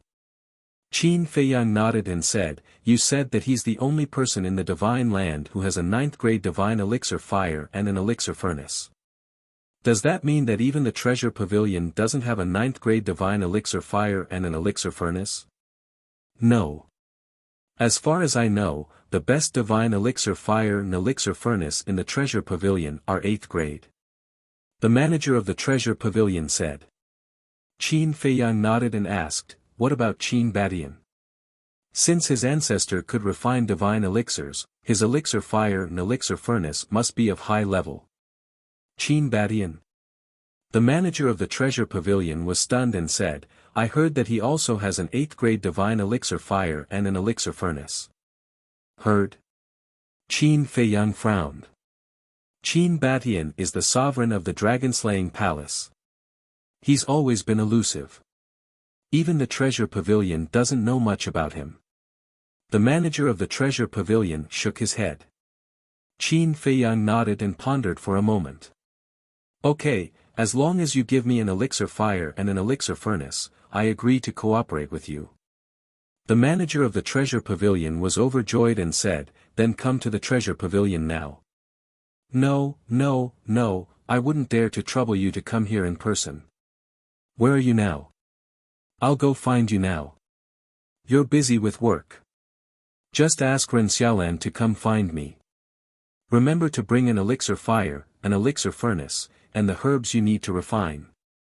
I'll wait on the plains outside the Dragon God Mountain." After Qin Feiyang finished speaking, he turned off the image crystal. Fire Lotus walked to Qin Feiyang and said, "It seems that we still underestimated Yi Zhong." "Yes. He has both strength and brains. Even his alchemy is so terrifying. I finally understand why our ancestor wanted him to join the dragon-slaying palace. Who wouldn't be tempted by such a person?" Qin Feiyang shook his head. Fire Lotus asked, "You're tempted too?" "Hey! He's my master. So what? We can't let outsiders benefit." Qin Feiyang chuckled. "Outsiders?" Fire Lotus was taken aback and said speechlessly, "It seems that Qin Batian and Lu Xingyang are not outsiders either." "They're definitely not outsiders, but the other 2 emperors are. So, no matter what, we can't let Yi Zhong join the dragon-slaying palace. If he's going to stay, he'll stay by our side." Qin Feiyang laughed. "You're really evil.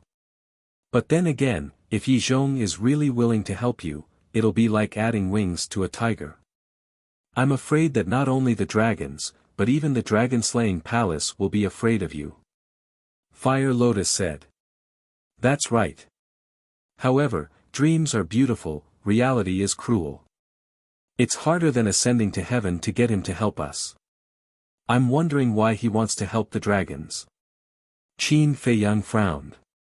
"Yi Qing doesn't know, and Yi Shui definitely doesn't know either. I'm afraid only Yi Zhong himself knows the answer." After Fire Lotus finished speaking, she added, "There's also the Dragon Sovereign. Qin Feiyang nodded and said, only by figuring out the answer can we deal with the right problem. It'll be difficult. After all, even Yi Ching can't find out, let alone you. Fire Lotus sighed. Where there's a will, there's a way. Qin Feiyang smiled and controlled the Black Tortoise realm to fly towards the plains. A moment later. The Black Tortoise realm descended above the plains, but Ren Xiaolan hadn't arrived yet. Qin Feiyang stood in the courtyard with his head lowered, thinking about how to pry open Yi Zhong's mouth. Outside. About half an hour passed. A figure appeared. It was Ren Xiaolan. Ren Xiaolan glanced at the plains and saw that there was no one, so she waited quietly. Swish. But soon. Qin Feiyang appeared out of thin air. Greetings, young master. Ren Xiaolan hurriedly went up to greet him. Qin Feiyang asked, did you bring everything? Yes. Ren Xiaolan nodded and took out a qiankuan bag, handing it to Qin Feiyang. Qin Feiyang grabbed the qiankuan bag and released his spirit sense. When he saw the herbs in the qiankuan bag, the corner of his mouth twitched. The qiankuan bag was filled to the brim with herbs. Ren Xiaolan smiled and said, the steward said that although there are many herbs, there's no rush. You can refine them slowly. Qin Feiyang shook his head and took out 3 iron boxes from the qiankuan bag, opening them immediately. 3 clusters of elixir flames appeared in front of him. After confirming, they were indeed grade 6 divine elixir flames. Qin Feiyang took out another elixir furnace from the qiankuan bag. Like the fire cloud cauldron, it was also a cauldron-shaped elixir furnace. It was scarlet red like a scorching sun, emitting a dazzling treasure light. This cauldron is called the Heaven Flames Divine Cauldron. It's one of the best elixir furnaces in the treasure pavilion. Ren Xiaolan said. All right. Wait for me here. After Qin Feiyang finished speaking, he entered the castle with the elixir flames, elixir furnace, and qiankuan bag. This, Ren Xiaolan wanted to ask if he should come back another day. After all, with so many herbs, it would definitely take a long time to refine. But before she could say anything, Qin Feiyang had already disappeared. And Qin Feiyang had a reason for asking Ren Xiaolan to deliver the herbs. Because Ren Xiaolan's cultivation hadn't reached the 9 heavens realm yet, her spirit sense couldn't capture spatial divine items. But the treasure pavilion steward was different. With his half-step eternal realm cultivation, no spatial divine item could escape his spirit sense. When the time came. If the treasure pavilion steward released his spirit sense on a whim and found that he couldn't find the castle, he would definitely suspect that he had a heavenly domain divine stone. A heavenly domain divine stone was a treasure of heaven and earth. Once the treasure pavilion steward found out, it would definitely cause a lot of trouble. In the castle. Qin Feiyang pondered for a while and said, Fire Lotus, come in and help me. Not long after. Fire Lotus entered the cultivation room. Looking at the qiankuan bag full of herbs, he couldn't help but shake his head and smile bitterly. Next. Fire Lotus was responsible for helping to organize the herbs. Qin Feiyang focused on refining pills. In the castle. Time passed day by day. About half a year later. A whole bag of herbs was finally refined. They were all life divine pills. Qin Feiyang also didn't know how many medicinal pills there were. In any case, he was exhausted. And after refining these herbs, Qin Feiyang took out the 3 6th-grade pill fires and let the nether devil flame fuse with them. Boom! Without any suspense. The nether devil flame directly soared to the 7th-grade divine level pill fire level. Qin Dage, why didn't you fuse them earlier? Fire Lotus was suspicious. Qin Feiyang didn't answer, just smiled faintly. Then, he took out the 7th-grade divine level pill furnace Heaven Flame Divine Furnace and tried to refine a life divine pill. In the end, 4 dragon-shaped pill chi were born. See. If I had fused the 3 pill fires earlier, wouldn't the treasure pavilion have benefited? Besides, I don't want people to know that I can refine pills with 4 dragon-shaped pill chi. Qin Feiyang smiled. Fire Lotus nodded in realization and said, you can refine 4 dragon-shaped pill chi with a 7th grade divine level pill fire and pill furnace. And Yi Zhong used a 9th grade divine level pill furnace and pill fire to refine 4 dragon-shaped pill chi. Does this mean that you don't lose to him in alchemy? In the end, Fire Lotus couldn't help laughing. Keep a low profile. Qin Feiyang smiled, put all the pills into the Qianquan bag, and then left the castle with the Qianquan ring.